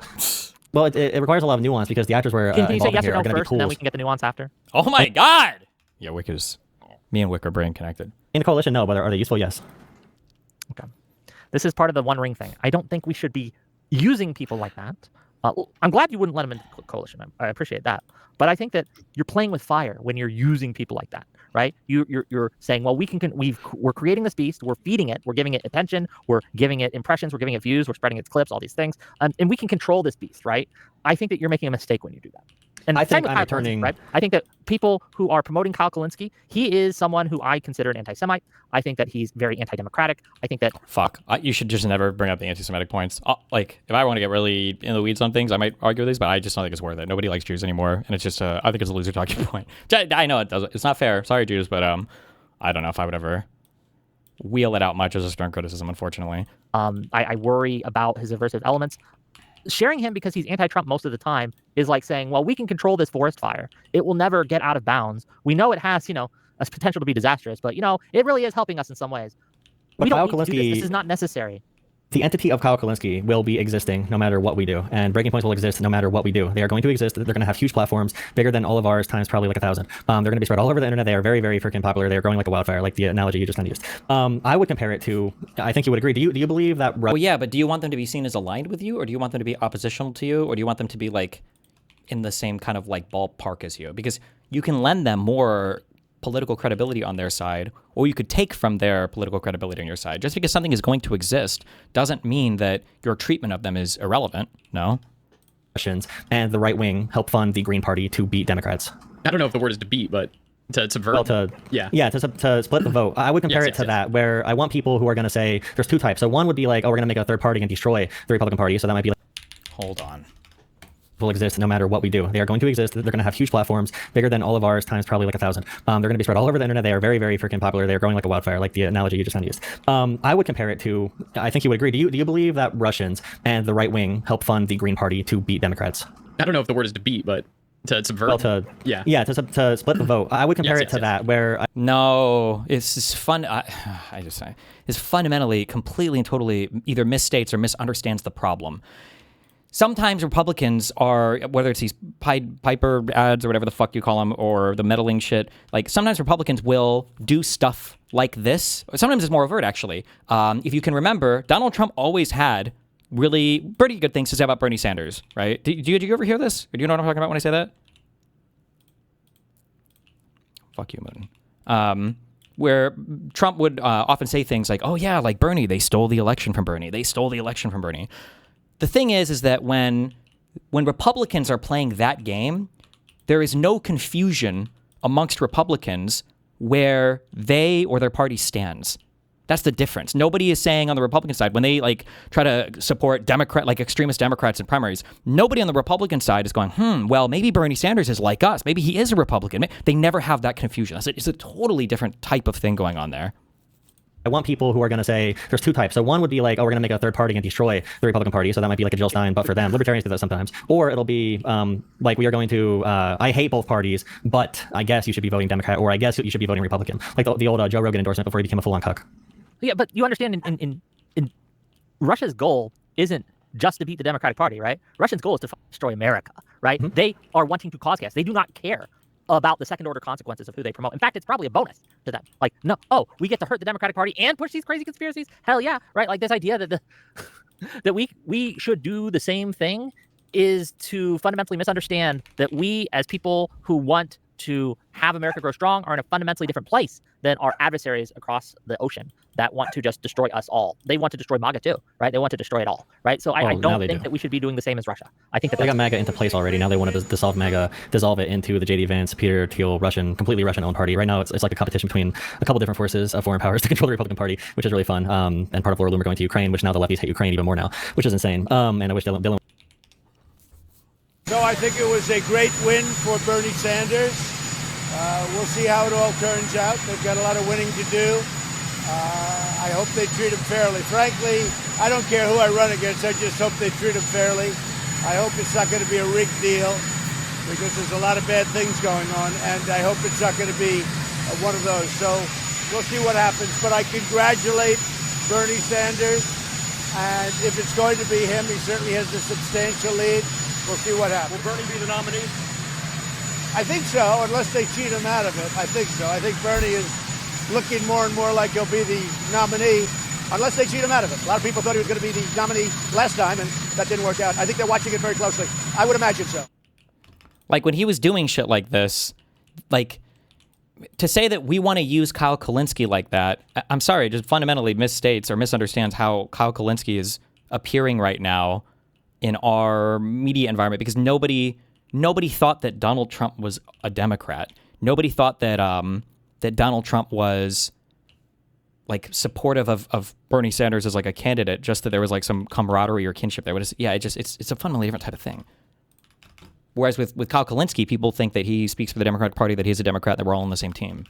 Was here, that'd be a good person to have here for that conversation. But I would just say that when I'm talking to people, I've gotten a surprising number of people to not vote Republican by showing them a Joe Rogan post. But before he was a complete cuck, like I said, even Joe Rogan doesn't like this guy. Or even right now, I can get a Republican to not vote Republican, and you can say like there's second and third orders that can like really destroy us about that if they are successful in making the Republican Party even worse. But I can get Republicans to not vote Republican right now by showing them a Tucker Carlson video, which I do think is very dangerous, and that's the whole Hunter Biden conversation. Then you have to have a conversation about how likely do you think it is that would be successful, and who are the figures you're pushing, and what are they saying. So like Sauger from Breaking Points, I think he might just be an asshole that can help us like say negative things about Republicans sometimes, but I think Tucker Carlson is very powerful and dangerous to play with. So I'm anti like Hunter Biden doing that for that reason. It is I would only be anti Hunter Biden if he only went on there. Like Sagar is better for us because Sagar is a Republican and he says he's a Republican. Nobody's going to make that mistake of assuming that we're on the same team as him. Crystal Ball is insanely dangerous. She might be the largest figure on the like Marxist left that is dangerous to us. If I do a platform, I'm pretty sure.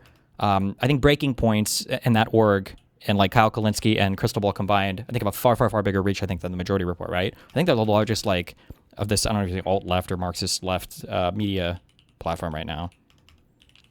He like jerked off Tucker Carlson the whole time. They went in on the Israel point. Yeah, the Israel point, even after Hunter Biden's like, we both related around the one core issue that Israel is the one that leaked my nude photos and destroyed my father. No. Israel, yeah, they went fully into that. If he just went on there and jerked off Tucker Carlson, I would say that is absolutely bad. If you're going on these platforms, you should be somewhat adversarial, and you should have a real conversation, and at least... Hunter Biden is nice because he's honest and because he's decently smart, and because he likes Biden. Hell yeah. But just from what I've seen of him, he's a little bit of a sloppy, so careful. Just don't get your hopes on that. Yeah. Show the audience at least one point that you disagree on. I'm sure he did something, but overall negative in my opinion. I need to watch it too, to be fair. Yeah. I'd like to try to unpack Wick's metaphor there, where the idea of someone who had 50 videos that were anti-MAGA and then one that was anti-black. And I think that obviously is designed to morally load some of this in a way that isn't quite analogous, because it offends us very viscerally to the concept of being racist is so obviously wrong. But socialism and progressive ideas are not so obviously wrong. They're not as malignant and irrational as that.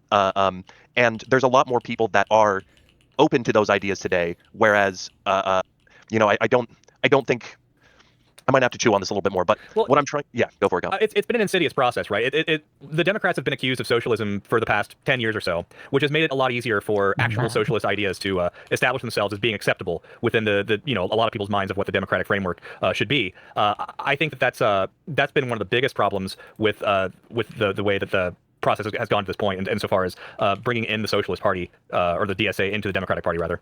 So two things. Sure. One, it's been way more than 10 years. I remember Rush Limbaugh back in the day calling Clinton a socialist, right? I remember like they used to say this about Democrats in the 80s, and I'd assume the 70s as well, right? Yeah, with Carter. Right? Like this has been a thing for forever. And sure, two, I do take issue with the framing that socialism isn't as obviously bad as racism. I kind of think it is. I kind of would argue that it might be, but that's that socialism is far worse than racism. Racism comes in all shapes and sizes. I mean, not that it's good, but it's been way more than 10 years. I remember Rush Limbaugh back in the day calling Clinton a socialist, right? I remember like they used to say this about Democrats in the 80s, and I'd assume the 70s as well, right? Yeah, the 60s too, with Carter, right? Like this has been a thing for forever. And Sure, two, I do take issue with the framing that socialism isn't as obviously bad as racism. I kind of think it is. I kind of would argue that it might be, but that's a discussion we can have if you like. Let me try another tack with it here. So imagine we are back in the 1960s where racism was more virulent and alive. You might choose the social media person, maybe there's some late night show and 50 of their jokes are punching against the right and one of their jokes is super racist. You might still say, I would rather these racists watch this guy and stay racist as they're already going to be, but move them more towards a rational position on these very important things. I think that's why I'm against sort of the moral loading of that question here. I think we do live in a place where those people are, if you're a Kyle Kalinske fan, you're already going to be open to socialism. And so if you use a Kyle Kalinske clip to radicalize someone against Republicans, but they're already a socialist, they're already a Kyle Kalinske fan, I don't think you're really increasing the harm and increasing the amount of socialism in some serious degree. And that is outweighed by what you're doing in bringing them against MAGA.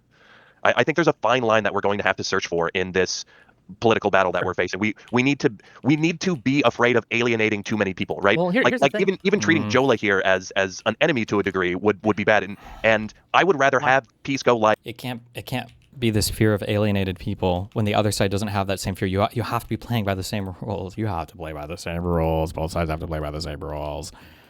People like Pisco and Hutch having open communications, having open social relationships with people like Kyle Kalinske that are a little nearer to us and a little bit more rational than Crystal and et cetera. And I think we would benefit more from having those relationships and dialogues than shutting them off. Is not. People also never consider the fact that when you start to condition your relationships, people always do this. They make this error, I think, where when you start to condition your relationships based on a support for a certain political thing, people always just assume, okay, well, are we ready to cut off all these people? Well, yeah, you should be ready. But ideally, that's not what's going to happen. What's going to happen is they'll probably just moderate a bit so that they still have access to you and your platforms, right? Like, it doesn't have to be that we're just going to assume that everybody is going to just like hate each other. Now it's all gone. Nobody's going to talk to each other anymore. There has to be some assumption like, well, they would probably still want to participate, so they'll probably moderate a bit, right? Is not on our side. He's on the side of content and content creation. I don't like when people say that like Kyle is like a Democrat. Kyle has voted for Jill Stein since like 2008. True. Yeah. I think that we fundamentally misunderstand the danger that look, I'm all for talking to even my enemies, right? Having good faith, open dialogue with even people I strenuously, vigorously disagree with. But one of the things that when you have that kind of conversation with someone, you have to make it very, very clear that there is serious, strenuous disagreement, that they are your political enemy. Oh, yeah. Right? Jola is, in this, my political enemy. He wants a different thing than I do, one that I feel is harmful to the overall health of not only the Democratic Party, but America as a whole. We have data on what wins elections. We have a lot of data on what wins elections. And guess what, gang? Moderation is what wins elections. Blue dogs outperform progressives who outperform the DSA. We know this. We have the data years and years and years, election after election after election after election. For some reason, people have decided that, well, yeah, we have all this data, but this guy on Twitter once said that there are secret socialists waiting to rise up as soon as the socialists... Is what Wick says true? Yeah, this is like borne out a trillion times over, that generally moderating more, is, especially for Democrats, is usually what helps you win elections. This has just come out over and over and over and over again. Gets nominated for a primary position, or the youth voters will turn out this time, I swear, right? It doesn't happen. We can look at the stuff that we know to work, and we can use that. And I don't know why we have to pretend that, well, maybe if we just sidle up with the socialisms or the socialists, we need them on our side. I would argue that having a socialist on my side pushes 10 moderates away. For every one socialist vote we gain, we'll lose 10 other voters. I think it's just a simple math equation, and moderating wins. Moderating's good. None of it is simple, though. I mean, like, there can be different... in general on long trends, but it might not meet certain moments. Yeah, that might be true. Yeah. And I think we what come does that to mean? Why is moderation not a benefit for the Conservative Party? This gets complicated, but like something I said before is that in a way, Trump is kind of a moderate. If we're just doing like a policy analysis, like Trump, like on the policy platform and everything that Trump ran on, and then even to some extent, like the policies that he's kind of pushed for, if you call them policies, they've definitely gotten worse in his second term. But in his first term, like the far right position would have been the extreme neocon position, that we need to go to war with everybody and everything needs to be privatized and where big corporations are good and blah, blah. This was like the conservative position. So Trump technically, like policy-wise, I believe was kind of considered moderate, but the thing is, he wasn't really competing on the policy level. Trump was not like a policy wonk, and that's not the thing that people were voting for him for. I mean, is of course it would tend towards sort of the Overton center over time and some sort of establishment, some sort of tendency.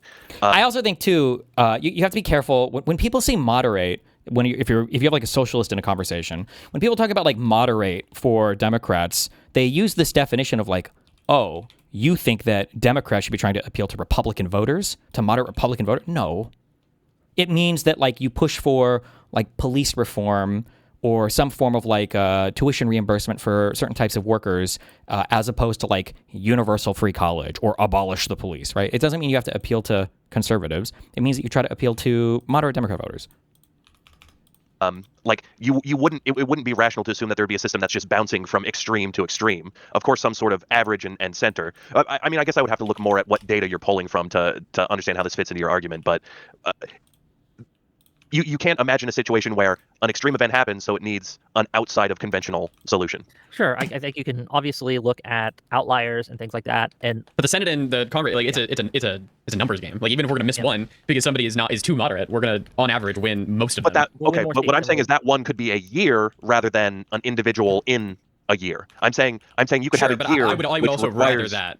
Mm-hmm. That we miss a year and then usually we're winning. I'm not trying to argue that there's nothing to that concept of generally elections are won by moderate candidates, but I would say there's exceptions to every statistical data set. One of the problems we're having actually right now is gerrymandering has an interesting side effect in that it makes certain districts more extreme, right? So if we were Republicans and we wanted to gerrymander a state to be more red, to have more congressmen come from red districts, we would dilute the Republicans, right? We would make a +8 Republican district into a +2 Republican district, and then we would pool all the Democratic voters into one district. So they get 1, and we get 8, right? Maybe we get 8 representatives. But the problem with that is that when we have these cobalt blue districts, the progressives have the far left, the DSA types, have a far more likely chance of winning. And this works in reverse too, right? When the Democrats, again, decide to gerrymander and they pool all the Republicans into a single district or a couple of districts. I feel like that's how it usually happens, though. I feel like usually in gerrymandering, you can't just pool every single Republican into like one ruby red district. Instead, what happens is we turn our that's cobalt, how gerrymandering works. We usually turn our cobalt blue districts into we bring down our super blue districts. Wick was talking from the other perspective. Mouton is coming from the other. Wick was speaking like a Republican. Yeah, I figured it out. Oh, okay. In order to be and to break them up. Mm-hmm. In order to be what's the word? In order to fight more in like other ones. Yeah. Yeah, but how you usually do that is by pooling all the Republican voters or most of the Republican voters into one area, and then look at how Virginia tried to do it. Right, yeah. That's exactly how they did it. But now like some areas are even more fightable in Virginia. But like overall, we lost a few seats. Yes. Well, that's the risk you take with gerrymandering. Yes. Because if you one of the reasons that they call it a dummy mander is because they'll assume. Okay, we're going to live in a R+8 environment, and so these seats are still safe. But then a D+10 environment comes along, and those safe seats become competitive. Yeah, so kind of what I'm trying to say here is like, well, sure, we can have one seat then that's like more crazy. I agree with you there. But we are going to be competitive, and I think the other seats would be more moderate because the Republicans are going to lose their crazy seats. So I don't know if like the craziness actually changes besides which side is doing the crazy. Does that make sense to you? Well, right now, yes, but right now the Republicans are the ones that are doing most of the gerrymandering. Yeah. And when Dems do it, they vote on it. Generally, but I'm talking specifically this year. Sure. I guess honestly, I'm maybe a hot take, but I don't know if primaries are serving the purpose that they should anymore. I think maybe we need to start moving away from primaries. I don't think we need to move away from primaries. I think what Dems need to do is they need to actually coalesce around candidates quicker. And I think that we need to have something in the DNC that basically says, hey, if you're a Democrat, we're only sending like one of you to fight the DSA member. Like we can't do this thing of like there's 3 of us that are fighting in the battle. I think the primaries have a huge problem of the people that vote in primaries are the people that are most politically active, and the people that are most politically active are getting informed on the internet and new media and rocket fuel politics. And so we're getting a lot more change than and not it's a selection for the same kind of rocket fuel in the candidates, and that's pushing moderation out of the process. And yeah, I'm worried about that. Are we all pro like not first or we do first past the post? Are we pro ranked choice? I like ranked choice. I think ranked choice is probably good. I think it gets you the most moderate candidate, which is what you should be going for in politics. Joel, you're muted. Oh yeah, sorry, I was muted. Jungle or ranked choice is definitely better than. I would say we should be careful to some extent with how we talk. We don't want necessarily the more moderate candidate if we feel like a more extreme candidate would represent our views better or even represent the electorate better. I think ideally, really from a strictly procedural point of view, the primary process should deliver the most electable candidate into the general, I believe, is the goal. On the primary, you want to select for the best candidate that your party most broadly supports that's going to win in the general election, technically. Now, we prefer moderates, and we also think that moderates can win, so that's like a byproduct of that ideally, but yeah, but this... Nothing. Okay, yeah, I vibe with jungle, actually. Jungle's kind of fun. It'd be fun. I haven't done algebra on any of these things. I have no opinion. It's funny Joel, watching that mayor guy lose for LA too. That dumbass reality TV show mayor that lost to that socialist camp. That was funny as shit. Joel, I'm sensing your internal sense of political homelessness right now, and I just want to commiserate with you for a moment as someone who's progressive and has some radical ideas, but at the same time wants to take things step by step and be rational. I just like to commiserate with you for a moment over being politically homeless and being too extreme for the Hillary Clintons of the world, but not extreme enough for the Nazi oyster farmers of the world, or the extreme DSA. Yeah, I mean, I agree. I think there's going to be some type of lane for it, especially with like internet drama. Like I have this. Then why state mandate it? Why not have each party choose it internally? I mean, you could argue that might be a better system, but in the United States of America, we have wholly rejected party picks generally when it comes to any elected position ever. I'm trying to think. Do Americans vote on anything ever where the party picks the candidate? I think that in America, we like to vote on all those people. I don't know if it'd be a bad idea. Like, I think it's very common. I don't want to say in every system in the world, but it's very common that for like the presidents around the world or prime ministers, those are just selected by the party. Although some people will argue that when you vote for your members of parliament, usually you know who they're going to pick for the head position anyway. But I mean, even so, like the people don't usually choose. But in America, I think we just like to vote on all those. We've even trended away over time from having less democratic picks over people. So, like for instance, it used to be that our senators, our U.S. senators for the federal Congress, I think were usually just picked by the state legislatures. So your state legislature would pick 2 senators, and then those would be the people that go. The people, like in a state, wouldn't even vote on that at all. But I think we've trended more and more over time towards like we just want to have our individual citizens voting on whatever they can for elected positions. Same number of videos attacking. It used to be back in the day. I think like if 2 people ran, the person who lost to the president would become the vice president. Mm-hmm. That was a thing. Couldn't the vice president, with their current understanding of how fucking the pardon works, couldn't they have just had someone go kill the president? They become the president and then pardon them. Wait, I'm sorry. Say that again. Back in the day, you used to get your VP political was from the opponent as other your party. vice president. Sure, yeah. Right? Yeah. So couldn't the vice president just have contracted somebody to go kill the president and then have pardoned them after the president was dead because they would become the president? I mean, theoretically, maybe. I don't know if murder was ever initially a federal offense, though. I'm not sure. It might have just been a state offense. But I think that probably wouldn't be very smart because then your vice president could do the same thing to you next, right? Yes. Yeah. Be pretty dumb for pardon to work like that. Or the extreme DSA. Yeah, I mean, I agree. I think there's going to be some type of lane for it, especially with like internet drama. Like I have the same number of videos attacking Hassan, Destiny, Crystal Ball, Kyle. Like I have the same number of videos going after all of them, probably even more going after the far left because I want them to be better and be improved. And I'm someone who has supported my governor, Josh Shapiro, who's very moderate, center right in some ways with like school vouchers, for example. And also, I don't think I buy this argument of like I just want somebody to be better. I feel like, generally speaking, you'll know if somebody feels that way. If somebody constantly has to clarify that, like, oh, I'm only doing this because I want these people to be better, then it feels like you've somehow failed to communicate that because people aren't getting that impression. That would be my assumption. But on Mamdani, because I think I need to listen to where the voters are going. I need to sort of work with it and get to the best place I possibly can. And yeah, I just don't agree with the. But listening where the voters are going is like going to depend on what the area is, right? Yeah, but like with the current Democratic Party voting base, I can look at all these races and I can see why these candidates were chosen where they were. Like where the Daria Lisa won, I could see where they did not put in effort with campaigning and they did not take her seriously whatsoever until the very, very, very end, after the DSA was knocking doors for months and months and months. And that was like a 30-year incumbent who just thought they had it locked down. And they thought such a goofy candidate could not beat them. And they were wrong about it. That's one reason I'm not worried. Because if Espayat, I think his name was, if he would have done anything, he would have beat Daria Lisa. Yeah, I just don't think she's going to be there for more than one term. Well, one question for you on that, Jolef, right? You say we should go to where the voters are going, right? Move in their direction. Is that kind of your general thought process? We need to help guide it. We're not going to be in control of it as much as we want, but we have to help guide it to a productive place. Generally go with what the voters are going. Did you support El Sayed or Stevens in the primary? I supported El Sayed, but I was really big on making sure that so good. How did I know that? If Haley Stevens won, that I would have shit on him if he did not support her. Like Were you aware of the myriad of polls showing Stevens outperforming El Sayed by quite a bit in the general, certain instances in the general election? Like when people keep telling me, "Oh, we should go where the voters are going," and they do that from the left to say that we need to elect more left-wing candidates. But in poll after poll after poll, and election result after election result after election result, we see that in general elections, when you allow all the voters to vote, they tend to move towards the more moderate candidate. So I don't understand, like, if your position is we need to go with where the voters are going, why didn't you support Stevens in the primary? I'm not going to be your guy to trust all these polls. I'm not going to, like, Susan Collins was down by 9 points, and I think she won by like 12 points in 2020. Anything can happen in the next 90 days. I think it's malleable. The difference is a huge cop-out answer, right? So are you saying then that because he's implying that, well, I only preferred El Sayed because I didn't trust the polls, or maybe, well, actually, hold on, that's not fair. Maybe he preferred him for some other policy reason or whatever. I feel like, actually, hold on, let me, backing up completely. Fuck, this, politics is like I think it's a very big, like, fucking Game of Thrones game right now, which is annoying.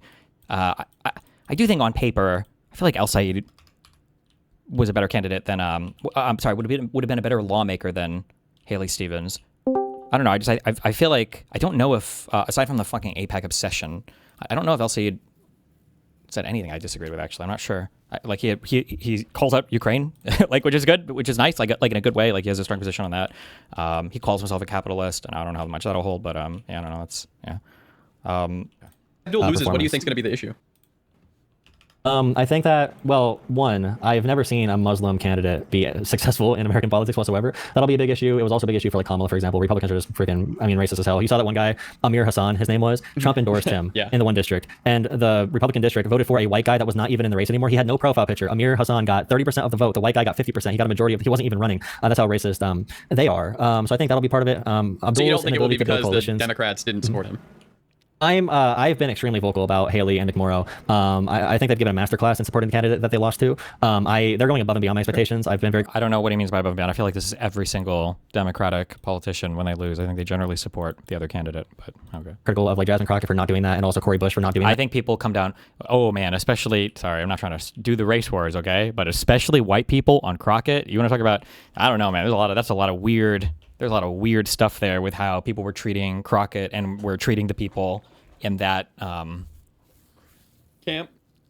Yeah, I'm sorry. I just got the idea of oh man, dude, if it's like Kamala Harris versus like a progressive or like a DSA type white guy for like in the primaries, that's gonna be brutal. So I think I'm pretty consistent along these lines, and that's why I'm saying to you guys, like, you got to be careful who you call your enemies right away, because I'm definitely not. But well, that's why I'm asking these questions, because I have no idea. So, yeah, no, I appreciate it. No, it's all good. Now, yeah, so go for it, Kyle. Since we've been talking about the race in Michigan so much, I do want to be clear that my understanding is that El Sayed is explicitly not a member of the Jasmine DSA. Was being a sore loser, Destiny. What? Bean in your TGG chat said Jasmine was being a sore loser. That might be true. I've heard that said, but every time I try to find clips of that, I can't. I just haven't seen that. I think the thing that I saw the most, there were two big things that I saw. One thing that I saw was claims about her saying that she wouldn't campaign for Tallarico explicitly or whatever. That's just not true. She said that she was going to, or that, like, she wasn't endorsing him, and she's not going to campaign for him, even though she promised or something. What I saw was her saying that she was going to use her time to campaign for down ballot people, and that she supported the ballot. I don't know if she said Tallarico's name explicitly. I don't think she did, but that she supported, she supported the winner and will support the Democratic ticket, and she's going to spend her time campaigning for down ballot people. That's what she said. And then, this like kind of what Abdul El Sayed would say? Well, according to that one article, yes. People don't. Yeah, according to that article, when he was asked if he would directly endorse Stevens or whatever, technically that is what he said. So that was one claim I saw, and then another claim was that there were a lot of weird, like, racial attacks that Jasmine Crockett's camp was making. I don't know if I necessarily agree with that 100%. I do agree, though, that it did get ugly, but I think, and then I got an emailer who was a staffer who said this, and then I've seen discourse around, like, Keith Edwards and stuff about this. I could be wrong on it, but it does seem like that campaign did get a little bit racial, but it was because there was so much push from white people outside of Texas who were coming down really hard on Crockett's camp, and that the people in Crockett's camp were, like, getting a little bit, like, poisoned by that discourse. So I feel like Crockett's camp and, like, the people supporting her were responding to a lot of that white hostility that was coming from outside that was coming from outside of Texas is the feeling. Outside Tallarico's camp. Yeah, like I haven't seen Tallarico do anything fucked at all. I haven't seen him do anything bad at all, or engage in any rhetoric or be like, oh, that's a little bit dicey. But like, especially for young white socialists outside of Texas, the total lack of understanding of any social issues at all is a huge problem with Marxist types, especially because I'm pathologizing, or I guess psychoanalyzing a bit, but especially because I think that like white people want a struggle too. That's why, a lot of them, wanted to be like, oh, I'm a furry, or I'm non-binary, or I have DID or whatever, like, because they can't claim that they're poor or oppressed in other ways. But the Marxist framing of like everything is just class, and it's like, oh my God, like I make $2 million a year, but I'm just a worker like Hassan technically, so I am working class. That total abandonment of like all social, cultural understanding, I think definitely depending on where you're at, it's going to come across really badly. And I think the Marxist types are going to have a big problem with that. But we'll see how they adapt, I guess. No, it's all good. Now, Yeah, so go for it, Kyle. Since we've been talking about the race in Michigan so much, I do want to be clear that my understanding is that El Sayed is explicitly not a member of the DSA, and he's referred to himself as a regulated capitalist. Is there any concern that he's being dishonest with this identification? My concern with El Sayed is his associations with people I do consider to be cheerleaders of mass murder, animal abusers, and basically anti-Semitic terrorist simps. I worry that he isn't distancing himself as I feel he needs to do from this. And it does make me wonder why, right? Why is he continuing to play footsie with someone like Hassan Piker? Does that mean that I think he's a secret socialist? I don't know. But I do wonder. It does make me question what his true motives and goals are here. Mooten, do you have any input on that? I think it's disgusting that he hasn't disassociated yet, but I think that we have a little bit of time. It can be hard, especially when you canvas with someone and whatnot. So I don't know at this point, like even if he does disassociate, will I believe it? It's going to depend on what he says at this point. No matter what, I will support the Democratic nominee in Michigan. I will be out there at some point canvassing for him, and I will be canvassing in Ohio. So we'll see. Oh, cool. I have so for myself in that, I think for Abdul, he seems like a little bit of a competitive asshole. I think he's very annoyed with American politics in general. So when the Hassan stuff comes up, it would be super beneficial to separate. And Hassan not separating himself is extremely selfish. But like Ben Shapiro put up a post, and Republican senators say this shit. Like the enemy is the enemy is inside the gates. Tuberville. Randy Fine, the shit he says. Ben Shapiro just said the other day, it turns out that importing massive numbers of Muslims from third world countries is a bad idea. Not because people get beaten in Dearborn for protesting or nearly stabbed for covering the news, but because radical Muslims create voting enclaves in Western countries and build coalitions with radicals who hate our civilization. It's like any other ethnicity. You replace Jewish there, that is literally word for word Nazism. Any other ethnicity, any other religion, any other anything. And Republicans can say that shit and skip around everywhere. So I think Abdul has a FU mentality with that, which doesn't make it right. But I think that's where personally they, Muslim American, and that's where like Mehdi, Hassan, I think that's why they give up. I mean, they are all on that for AIPAC, by the way, but okay. Pass to the crazy shit Hassan says because they're annoyed that Americans can do, like right now we're doing terrorism in Iran and war crimes and bombing civilian infrastructure, and no one gives a shit. And Democrats do, so we shouldn't be. What do you mean no one gives a shit? Democrats give a shit, but Republicans don't. So that's one reason why I think Abdul and like Gillibrand calling Mamdani I know people say it was a mistake. She called him a jihadist right away. She did Laura Loomer posting. Gillibrand, the leader of our Democratic Senate campaign committee, one of the leaders there, calling Mamdani a jihadist. Like there is resentment built up there. So I don't blame them for all of it, but I do think it's I agree with criticism of Hassan for sure. Point. Yeah. What do you guys think about that behavior?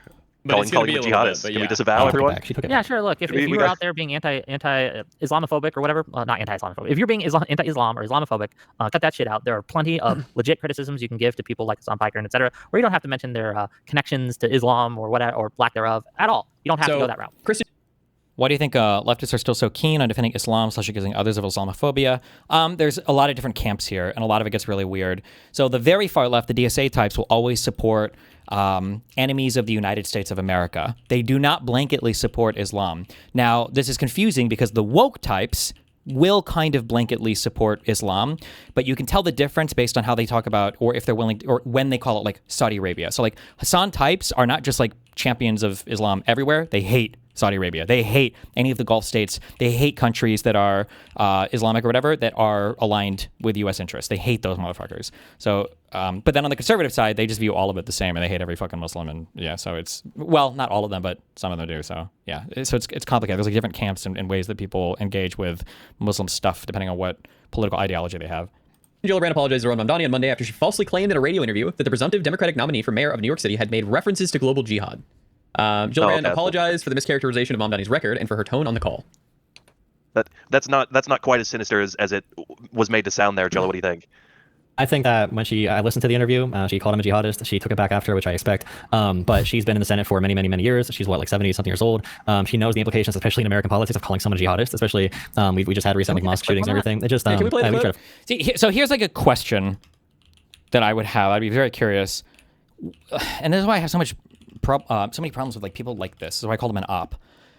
I'm very curious if he's ever made a mistake like this with a far leftist. Like, so he ever accused Mamdani or accused El Sayed or accused AOC of saying something that was so incorrect, that he was so wrong on? When people are directionally incorrect consistently, it's very hard to just attribute that to, oops, you know? Like, at the very least, there's some huge bias going on with your information gathering. Something is happening there that I think is worth thinking about.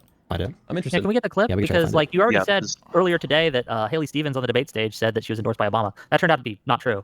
And I'm wondering if this is an equally. Yeah, I said not she true acted thing. like she was. Gillibrand. No, I don't think that you said she acted. I think that you said she said We it. can play that back too. Yeah. Yeah, you could take out my one sentence and not the 90%, 99% of what I said. Well, Hold on, if you words keep have meaning. slipping, if you keep slipping lies into your rhetoric, I'm going to call it out. It's not a lie in rhetoric because I clarified with every other word that I said. So you misspoke. Yeah. Okay. Because that was my joke. I'm endorsed by Barack Obama. It went big on TikTok, trust me. how? So the lie went big? How is that even helping his stance? Okay. Trying to find the clip in question. It was a very obscure radio show. I'm seeing a lot more clips of people talking about it than I am, and her apologizing than I am seeing the actual. That's also a red flag, by the way. I'm not really seeing that anywhere. If you happen to have it, maybe if Here's you're my watching guess on what happened there is she heard him talking about Intifada and Also, by the way, if I remember correctly, that statement would have just stood completely and totally unchallenged, and so would the "I'm endorsed by Obama" one, unless Mouton would have like stopped and asked, like, "Hold on, is this true?" Otherwise, that would have just gone by as a completely false statement that everybody just believed and maybe repeated themselves. Yep. assume jihad. That is what she said, and when she clarified. I think that's fair, but also at the same time a little bit racist. Like, You can argue, does globalized... He never said that, I don't think. He just refused to condemn it at first, and then he did condemn globalized intifada. This is also way different. Even if she did call him a jihadist, which I think they're going to get to, and she didn't. Even if she did call him a jihadist, there's a huge difference between, oh my God, did you hear that this white woman called this Muslim man a jihadist? Like, ooh, that's really weird. Like, that kind of literally just sounds like racism or Islamophobia. Like, that sounds like racism. That's weird to me. And it's like, okay, well, she didn't quite call him a jihadist, but she said it felt like he was supporting jihad because he wouldn't disavow the statement, we need to globalize the intifada. And it's like, okay, well, hold on then. The jihad statement or word didn't materialize from the racist white brain. It seems like it was directly a reaction to the statement of globalize the intifada, which is crazy, by the way. And a lot of Marxist people and then some retarded progressives will try to wokeify that statement and say globalize the intifada doesn't actually mean anything bad. Intifada just means struggle or whatever bullshit. No, that's fucking retarded. Okay, you globalize the intifada is a call for jihad, and you're retarded if you think otherwise. You're so fucking brain broken and lost. You never allow any other type of rhetoric like that to be utilized by neo-Nazis, white identitarians, or any other group that you don't identify with. It's a crazy, crazy, crazy statement, and fucking retarded if you support it. You are a fucking retard for supporting that statement. Unless you are in favor of some kind of jihad, in which case, based, at least you're honest. I'll clarify here. I would say I wouldn't criticize someone as being racist for that, but I would internally assume that they're probably a little racist after that. If you hear Antifada and you're like, he's a jihadist, I don't know. I don't know. I'd have to see the clip. I'd have to see it. Yeah. All All right. right. I have no opinion until I see the clip on what she actually said. So, All right, moving forward a little bit here. Jola, what are you the most worried about these relationships breaking down, and I got a what that would call? What do you got? Jola, did Hassan shock his dog? Most likely. Okay, thank you. That's all I had. Most likely. I had to figure out where we're at. Most likely, though? That's it? Most likely? Okay. Well, we'll let that one slide, I guess. Most likely? Okay, maybe. Solid. Everyone I know with that dog does use shock training. Every single person I know with that designer dog, so I would not be surprised. Okay. Do you think that's bad? Yeah, I lean on the side of it being bad. I think lying about it would be the worst thing, though. What about keeping Okay, the dog in the that's corner for fair. like 6 hours a day with a shock? Yeah, I think that's the biggest animal cruelty complaint there. that's It's the just worst. the general way he's keeping the dog. look, I think there could be a debate on like are shock collars a viable way to train your dog? I'm against that personally. But the issue is a lot of people will just go out of their way to simply lie about all of it, right? And simply say, no, it never happened at all. Kinda And weird. this is a problem I have with a lot of people from that corner of the internet, right? Is I don't know. They seem to lie a lot, and until they get caught, if they get caught, they just it was a misspeak. Sorry. Oh, you're going to call me out for 1% of my words, and 99% of the other words are there. But if we don't call you out, it never gets corrected, and the lie just keeps spreading. And I think that's a problem. I think it's just like when Gillibrand said the jihadist comment, and then she took it back after because she misspoke, right? I mean, we can't even find it, so I don't even know if she ever said it. But she did misspeak, and she took it back after she clarified. I'd have to see her say it. I haven't seen it yet. I might have found it. It's a 31-minute radio show. Tuck in, everyone. Tuck in, everyone. Yeah, we're gonna stay here for 30. Yeah. All right. Someone in chat figure it out for us. Somebody's chat because we don't have a chat. I think there's a little bit more meat on this. Dog collar shocking than meets the eye. It's easy to write it off as just desperate drama farmers trying to attack Hassan. But I think what really irks people in the center left here is that it's just another sign of the dishonesty and hypocrisy and the way that these people carry themselves. There's rules for thee but not for me, and just a constant stream of misinformation. Having said that, I would like to caution to our side, as a segue into how I'd like us to treat the left and the DSA, and especially people like Jola, or more like Kyle, etc. Not me, Kyle Kalinske, to be clear. Yeah, Kyle Kalinske, not this one. Treat this guy like shit. Kyle, regular Kyle here, treat him like shit. You call me. Anyways, when we keep bringing this up, if we don't choose our words carefully, if we don't measure our words the way that they refuse to, then we come off as drama farmers and unserious internet losers that aren't actually engaged in real political discourse. Now, that's fair for me because this guy is a little behind. I do agree with him principally, but you have to be aware that is how the other side is playing now. You need to see where the game is to understand how you can respond accordingly. You have to understand that if one side is held to account and the other side's not, that's a game that you will probably always lose. So just be aware of it. Be careful. I am an unserious loser, not engaged in serious discourse, but I don't want that to infect you people, okay? And I think that is my big worry in... I don't think Wick is wrong. I don't think Mouton is wrong when he says that people like Kyle Kalinske and the DSA are my and our political enemies. But we shouldn't carry ourselves out there saying, pitchforks, Kyle Kalinske is our enemy. What we should instead do, is measure ourselves. We should. No, I'm not measuring. I want to be very clear because you're right. It's pitchfork time. I want to be very particular and careful with my words, so dear viewer, that I mean what I say when I say it. Kyle Kalinske is an anti-American dirtbag who is our political enemy, who is rotten to the core, who is a liar and a cheat and a sneak thief, and we need him out of the coalition. Hassan Piker is a cheerleader of mass murderer, he is a terrorist supporter, he loves Hamas, Hezbollah, etc., and he is someone we should vocally condemn and never campaign with. And he's a Russian and Chinese that we need to distance ourselves from quite a bit. I'm being very careful and very particular with my words. I'm not trying to oversell it. This is just the God's honest truth.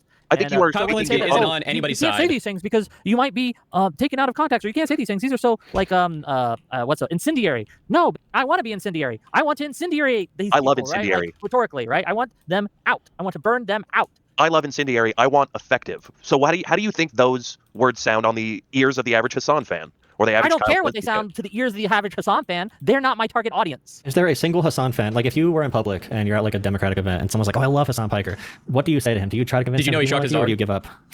I asked him, do you know that he cheered that the flag of... There's another interesting transference here where it's like nobody is saying that you have to shit on all Hassan fans. Nobody's saying you have to shit on all DSA voters. We're talking about targeting like our messaging towards the top of these funnels, of the Kyle Kalinske and Crystal Balls, of the Sam Cedar and Emma Vigeland, of the political discourse at the top. Not like find the voters and tell them that they're trash, they're worthless trash. Like Hezbollah is his favorite flag. Do you know that he praised Mao Zedong, who killed 40 million people? Do you know that he shocked his dog? Do you know that he once said that Hamas is 1,000 times better than Israel, right? Like, do you know all these comments? And you go through. And if he does, if the person I'm talking with doesn't know that, then I can excuse ignorance. And ignorance can be excused. Ignorance can be corrected. But if that person is saying, yeah, and I love it, then that person is my political enemy. He should not be in that room with me. That's not the way it works. In that person's brain, there's a lineup of 50 TikToks of Hassan going, he thinks I'm a terrorist sympathizer. Who's the real This guy's got a log of TikToks 10 years deep of disinformation. And so I think we need to do better at reaching these people. And I think if we come across too much as these just inflammatory, internet dorks that are worried about a dog shock collar, I don't think that's effective politics. The problem with the dog shock collar thing isn't that he shocked the dog. The problem is that he was shocking the dog to sit in place for like 6 to 8 hours a day on his stream. But it's such a good litmus test. Like this is the thing that I used to harp on so much, and I still do, but I feel like time has proven me correct on this, that the little lies allow you to get away with the big lies, And a little lie is just a really good test of where your audience is and where their allegiances lie. If you're able to push a little lie like that and get people to wholeheartedly believe it, it communicates something about the way that you're able to push them on larger lies. Like, does Hassan support, terrorist attacks on what he perceives to be Western-aligned things? And the answer to that is yes, he does. That's the problem. Yeah. And I think lied about it. if you can establish a relationship with these people and then speak to them that way, then they're more likely for that to break through rather than the 1,000th tweet.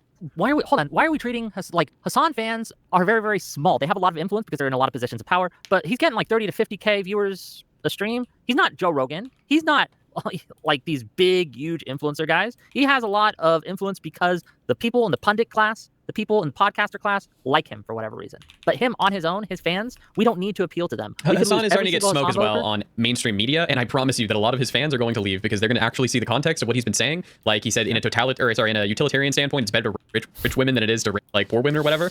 These are crazy things that he's saying, and they're getting thrown out there. People are going to look at it. I'm not saying it's going to be the majority of Hassan's audience, but there are going to be some people in there with a mind for themselves and be like, maybe this isn't the community I want to be in. Maybe, Yeah, I would expect there to be at least a few casual Hassan fans that don't really have like the breadth of knowledge of everything that he's ever said, but maybe they're like one or two things that he said because they're also for having like a universal healthcare system in America, and then they're not like, again, it's that insidiousness of it where there's like some adjacency, and then that little bit of adjacency is how they start introducing you to like Chinese apologia and abolishing the police and the Senate. Just real quick. Yeah. Go ahead. Yeah, before you do that, just to address something that some people in my audience are saying, and maybe there's some people in Moots or Jolo's audience or our hosts here audience that might be saying the same thing. Like, why are we talking about Hassan? It's because Hassan is being brought up on all these major news channels, especially Fox News, because El Said and Hong and other Democratic politicians have decided to welcome this guy into their camps. Now we have to discuss it because the Republicans are going to be discussing it every day for the next. They might not be your audience. Some of your members might not be tuned into the mainstream media right now, but Fox News is talking about him. I believe MS Now. Like he is on all of these broadcasts, and his words are being used. People are seeing what he's saying. He is a popular figure on MS Now and news media to be talked about. That's why we're talking about him. Yeah. So you're more I also worried. think that in general they don't cover like the time we spend talking about Hassan, and I'm happy that Brian Tyler Cohen does not do this. I'm happy that Pondering Politics does not do this. I'm happy that these channels focus on attacking Trump, because for every one DSA member we have, they have like dozens and dozens and dozens of criminals running as Republicans, and I want to keep the fire on them. Regardless, I don't want it to be about Hassan Piker, which is why I'd rather him dip out. But even with him in the conversation, he's not near the most deplorable of people in the news cycle versus actual Republican congressmen. Sure, but when they're using him against us in these races, that's the problem. You're less worried about. They should just pivot back to issues people care about if they ask about Hassan. I don't think people care that much. The media is going to go with the narrative that gets them the most clicks and views. The media is going to promote. Like it's just great cover. It's just like all these guys always engage in the absolute perfect things to say if you were trying to give unlimited cover for people like Hassan. Right, like focus on it doesn't even make sense. Again, like, and what did the DSA types always tell you? What do people always say? We're in the primaries. It's okay to be harsh towards the party. We're in the primaries right now. We're supposed to be fighting right now. Like, is this not the time? If you were ever going to attack the DSA types and Hassan, would it not be now in the primaries? Isn't that the point of the primaries? Is this now when we should be doing this? Like, yes. The people who are new to the system, this is something that they're going to do. We don't get a choice. Look at El Said's interviews on I think CNN. I think it might have been MSNBC. Don't quote me. Right? He was visibly annoyed that people kept asking him about Hassan, but he better get used to it, baby, because they're absolutely going to keep doing that because it's what gets attention. There's also what I said before. We can actually apply this both ways. One of the things I said before was people are saying, well, isn't this good? It'll strengthen the Democratic Party or whatever. Yes, ideally it will strengthen the Democratic Party, but only if you're allowed to actually have the fights. You have to have the fights for it to have the strengthening effect. And one of the things that you're potentially going to see with Hassan aligned people, I guess, coming up is that Republicans are going to be going really, really, really, really, really fucking hard on all of the statements that Hassan has made that like these other politicians have never accounted for, and that none of the other supposedly lib left aligned but DSA sweeping actuality political people have covered. So like when Hassan went on Mehdi Hassan's show, Mehdi is known for being a tough interviewer guy when he's trying to be. He should have asked Hassan. He should have pushed him on these questions. He should have actually tried to push him more on these particular topics. And he didn't. He totally failed there. And that failure isn't just a frustration to me. who is like, well, fuck, it's annoying that he keeps getting away with so much. It also technically hurts the entire Democratic Party because now all of these clips that Republicans are playing, we should have already understood where we stood with these. Like the party should have understood, the politicians should have understood, but nobody, I don't even know how many of them actually knew because nobody was doing their job covering it. So they weren't strengthened by their fight with the lib left. We're not strengthened by our fight with them because these people don't want us to fight. I love Josiah. He is my boy. He is my friend. But I do think that he needs to punch left just a smidge. For every 100 Trump bad videos he does, he should do one Hassan bad video. I think that's a good ratio. The average Michigan voter, I come from the Midwest, the state literally right next to Ohio. The average voter is not going to jive with what Hassan's saying about women getting. These are just deplorable things, and Abdul El Sayed should absolutely step away from him, or these attack ads are going to work. Yeah. So you. I've been trying to say this for all sort of fucking thing. You two have been are more worried about the damage that the right will use him to affect than of the positives of converting the Kyle Kalinske fans and the Hassan fans. Yes. No, I don't need the 18-year-olds to maybe go vote this time. I'm okay on that. Damn. So you think there's this part of the anti-establishment that is just sort of lost to our rational causes? I mean, they'll grow up. They'll get up. They'll get with the program in a few years. But right now, remember, they're the far left side. They don't really ever try to make arguments to court moderates. They always attack and disparage moderates. You're never hearing these far left types guys be like, we got to try to appeal to moderate voters more. I mean, I guess in a way they kind of do, but it's by being subversive and lying about what their actual policy aims are, right? Like, I need to, I'm just for Medicare for all. That's all I care. 50-year-old RFK fans.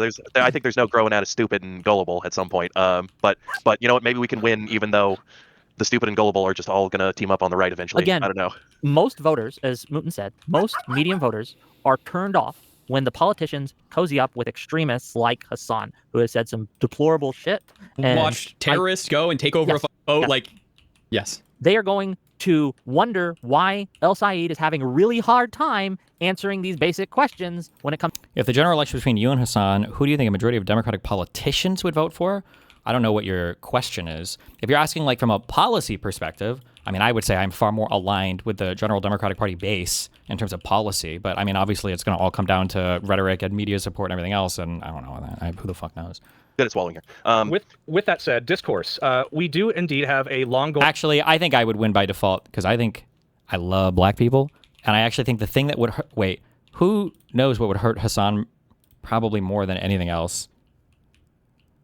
Muslim? Yeah, not the Muslim thing, but being Turkish. So it wouldn't even be on like the grounds of like any policy debate or even any of the crazy things he said. I think it would just be the fact that he was like basically raised in Turkey. I think people would feel really weird about that. Would be my guess, but I don't know. Discussion amongst the left as of late on the internet in regards to the DSA's pull. You'd actually destroy him if it was just actual politicians deciding who has better rhetoric. I mean, it depends on what you mean. I guess like I would have to. Did I go back in this? Oh my God, I just misclicked. I've never done political rhetoric before in terms of like trying to win broad support from an electorate. Whereas I think Hassan is like exclusively practicing that now. Like all of my stuff is like online debate stuff or like you could say maybe wonky policy stuff or history debates or blood sports debates or whatever. So I've never even tried to do like actual appeal to political people rhetoric. Like Hassan is practicing almost on a daily basis. Like all of his stuff is like rhetoric practice. So I don't know. I mean, I would hope because you have to go to Wix in 5 minutes. You should watch like the last 2 minutes of this because Jola says something about you. Something. Yeah, it's in his closing statement. It's like near the very end of this video. Okay, I'll text this real quick. Fuck. I enjoy chewing the fat with y'all. We won't keep you much longer here. Why don't we just have some closing statements on the issue, starting with Wick? Sure. I want America to be much fun to We'll be voter. Based. And last but not least, Joe. Gonna be very closing statements. Yeah, I will say that a big issue with a lot of these liberal types, more like Wick, I think it was a lot better on this, who are going to be very insular. And I mean, if you have a comment from Gillibrand referencing Mamdani in connection to referencing jihadism or referencing the Intifada, you obviously know how that comes away to viewers. And Democratic voters saw it that way as well. And that's why Gillibrand apologized and took back her statement and clarified the next day. And that's why Kathy Hochul, governor of New York, another moderate Democrat, also said that we don't need any more like Russian conclusions about race or about ethnicity or about religion, because it did come off terribly. So yeah, and then also for the Haley Stevens thing, I think it's really funny. funny. I think it's a TikTok format video. It's supposed to be funny. I don't think anybody came away from that video thinking that Barack Obama came out to endorse Haley Stevens. The joke is that she obviously, the obvious point, I won't say joke so it doesn't offend you. The obvious point is that it was a mocking video. She said, I'm working for Obama. And then she referenced, she gave the appearance that Barack Obama endorsed her, which, everybody on the ground in Michigan. And that was intentional by the campaign. It was very smart by the campaign as well. But denying that reality is insane. And trying to frame anybody as a liar is a good way to cut down from your political movement, especially your online political movements. Now, I'm not going to go hop and defend Hassan, but for any Destiny fans who are sick of just covering the far left every day, when he did not even cover the primaries, after Hassan was partying with the primary winners, then he covered the primaries. He had nothing to say about. He barely knew who the candidates were. Then he was mad about the results. So for anybody who's going to be who's mad that he doesn't cover politics, make sure you watch our debate tomorrow, hosted by Wick, which I'm sure will be a very moderate and equal platform, unbiased. Wick will be very very unbiased in the conversation. Very unbiased. No, but I do appreciate all of you. And yeah, definitely looking forward to continuing this. Okay. There were two things.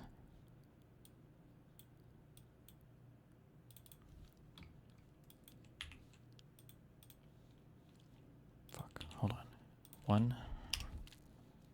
Hey, ready for me to go through? And it's about a minute long, minute and a half. Let's watch. Bro, Haley Stevens might be racist. That's right. Haley at her events, she sees a bunch of white people, she sees a black person, she's like, hey, I work with Obama, vote for me. Wait, you people do like Obama, right? I'm gonna walk up to random black people and be like, hey, I supported Barack Obama. Fist bump, buddy. Everywhere I have gone in Michigan, I have taken the time to visit a minority-owned business. I'm so happy to be around all of my minorities in this minority-owned business. This is not how normal people talk. I've seen Haley Stevens sound pretty good sometimes, but her consultants right now, and she only listens to consultants, it's really bad. She's talking about Abdul Asayed's podcast, his podcasting career. There are much better things to hit about his career than his podcasting. And she's going around like, Barack Obama endorses me, President Whitmer endorses me. Her answer to the question of who endorses her. Stand on your own business. Stand on yourself, Haley. Be confident. You are talking about minority groups, presenting our data points and your electoral math. And that is true. Campaigns look at it that way, consultants look at it that way, but that's why Haley Stevens' campaign is not connecting. I think Mallory McMorrow had a better campaign. Too bad she dropped out pretty early, but it is what it is in Michigan right now. Abdul Asayed is up by 10 or 15 points, unless there's a big shift at the end of the race. His betting odds are 95% chance for him to win. But let me know your thoughts in the comments. Please drop a like or post this video on my page for more. I got some likes. I'm not gonna leave them in your comments, but not some likes. I got some thoughts, but I'm not gonna leave them in your comments, man. I'll just direct you. This calling her racist because she's proud of her work with Obama, or that she's trying to include minority communities in her campaign, and then lying about her saying that Obama endorsed her. I feel that this is just a fundamentally dishonest way of This is just pure internet autism too, because obviously at the end it's just tongue in cheek, oh, this person endorsed me, this person supports me. Yeah, I don't know. Are you saying I'm being autistic right now? I thought it was pretty funny. It's all just jokes, right? No, it's not all just jokes. I think the whole tone of the video is pretty jovial. I don't think so. I think you were doing serious-ish political commentary there, and you got caught lying, and you look like an idiot. Okay. I think while you are using humor, I think you are brushing over and abusing the accusation of racism to create a bigger political message there. And I don't think you're doing that, intentionally or cynically. Pandering, obviously. The pandering is a joke. Yeah, you're mocking their pandering. Wait, hold on, were you joking about this? Were you joking that you thought she was There's a little bit of I think there's a Schrodinger's joke there. It's a joke, but it's not a joke when you need it to be. The barb still sets, even though you're pretending it's just a joke. You're still setting that poison barb in there. And I personally am not going to say that I think you're a bad person for doing it that way. I think it's just you're putting poison into the discourse when you do it that way. You get the communist on your ass. That's not good. I'd send that to my buddies, but I wouldn't try and use that in the algorithm and put it into the greater discourse personally. I think it's unless you're pedal to the metal cynical, okay? Unless you want to be pedal to the metal cynical. If you want to use these little toxic moments in the discourse to promote, I wouldn't necessarily say I'll respect that, but I understand it. I understand that in this media landscape we have to use a little bit of rocket fuel to get things going. I just want to make sure that it's a safe rocket, okay? I want to make a safe rocket, and I think that's what Mamdani does. I think Mamdani perfectly he elevates it without using the toxic elements of this rocket fuel style social media engagement. And I think you're capable of doing that too, Jella. I think you are. I think you can do it. I think it was a funny video. I think it was funny. I stand by all of this. I stand by a majority of Democratic voters. I stand by the idea we need to work with Democratic voters and where they're going and they want the party to change. And you guys don't push for the party to change. And when I make jokes like this, it is mocking. It is going to be in that tone. But overall, when I give a messaging advice to Haley Stevens, the overall point is Democrats need to be better. And if I'm going to shit talk a little bit and go back and forth, shit talk is fine. And people that watch my TikTok regularly know that I'm a sarcastic asshole sometimes. And when we go through these different points, I also have videos on my channel giving Haley Stevens the most credit in the world and Mallory McMorrow. So I have a huge balanced approach to my TikTok. If you judge a political opinion off a 60-second TikTok, then yeah, you can say it could be bad in a microcosm of that example size. But no, I stand by the post. I think it's pretty funny. Let me give you a little advice then. Don't lie in your TikToks and message and expect people to take you seriously. I think it was funny. Look, I agree with you. Hold on, because first off I said, I work for Obama, and then I said, I'm endorsed by this person. Yes, obviously, yeah, I'm making a very serious political point in that tone. That is how she sounded in the debate. I think even Wick made a joke about that, where Abdul said about APAC, and then Haley Stevens said, I'm endorsed by. So if you want to be like, that particular word wasn't correct in there, I still said working with Obama, and obviously it's a jovial tone video. And the interpretation on the ground of all the flyers, and the same way that Trump put up flyers in Pennsylvania and had voters believing that he was pro raising Social Security, increasing the payments and increasing healthcare coverage through Medicaid, the same way you throw flyers around Michigan and have people believe that because Obama's on every single flyer on the front page, and they only seen that front page flyer with Obama to black voters, yeah, it's pandering. It's but you lied in the video and it's cringe and stupid. I'm talking about actual politics. I'm talking about the point I was getting across with that video, and I know you know what that means. You just want to pin it on that point. But I'm just trying to make sure. You lied in the video, and your video could have been better if you didn't lie and didn't use that phrase. That triple S. Okay, next time I won't in a sarcastic voice say endorsed by Obama after I said work for Obama, and I showed a clip of her saying she worked with Obama. Good, you should. Yep. Okay, I agree with you. We're gonna get destroyed by MAGA. This is why you guys having this whole no, we don't have to lie. We don't have to lie. I think not lying makes us better than MAGA. It makes it more likely that we are going to win. One of the problems I'm having is I'm with you. The Democrats' messaging needs to be better. It needs to change. But when we start lying, it gets worse. It doesn't get better. It becomes more MAGA-like. And one of the most insidious things about the DSA, the left, and all these people right coming in is they are trying to make us more like MAGA. And if I have to become MAGA to defeat MAGA, I've lost. And we don't have to is the thing. This is a false choice. Well.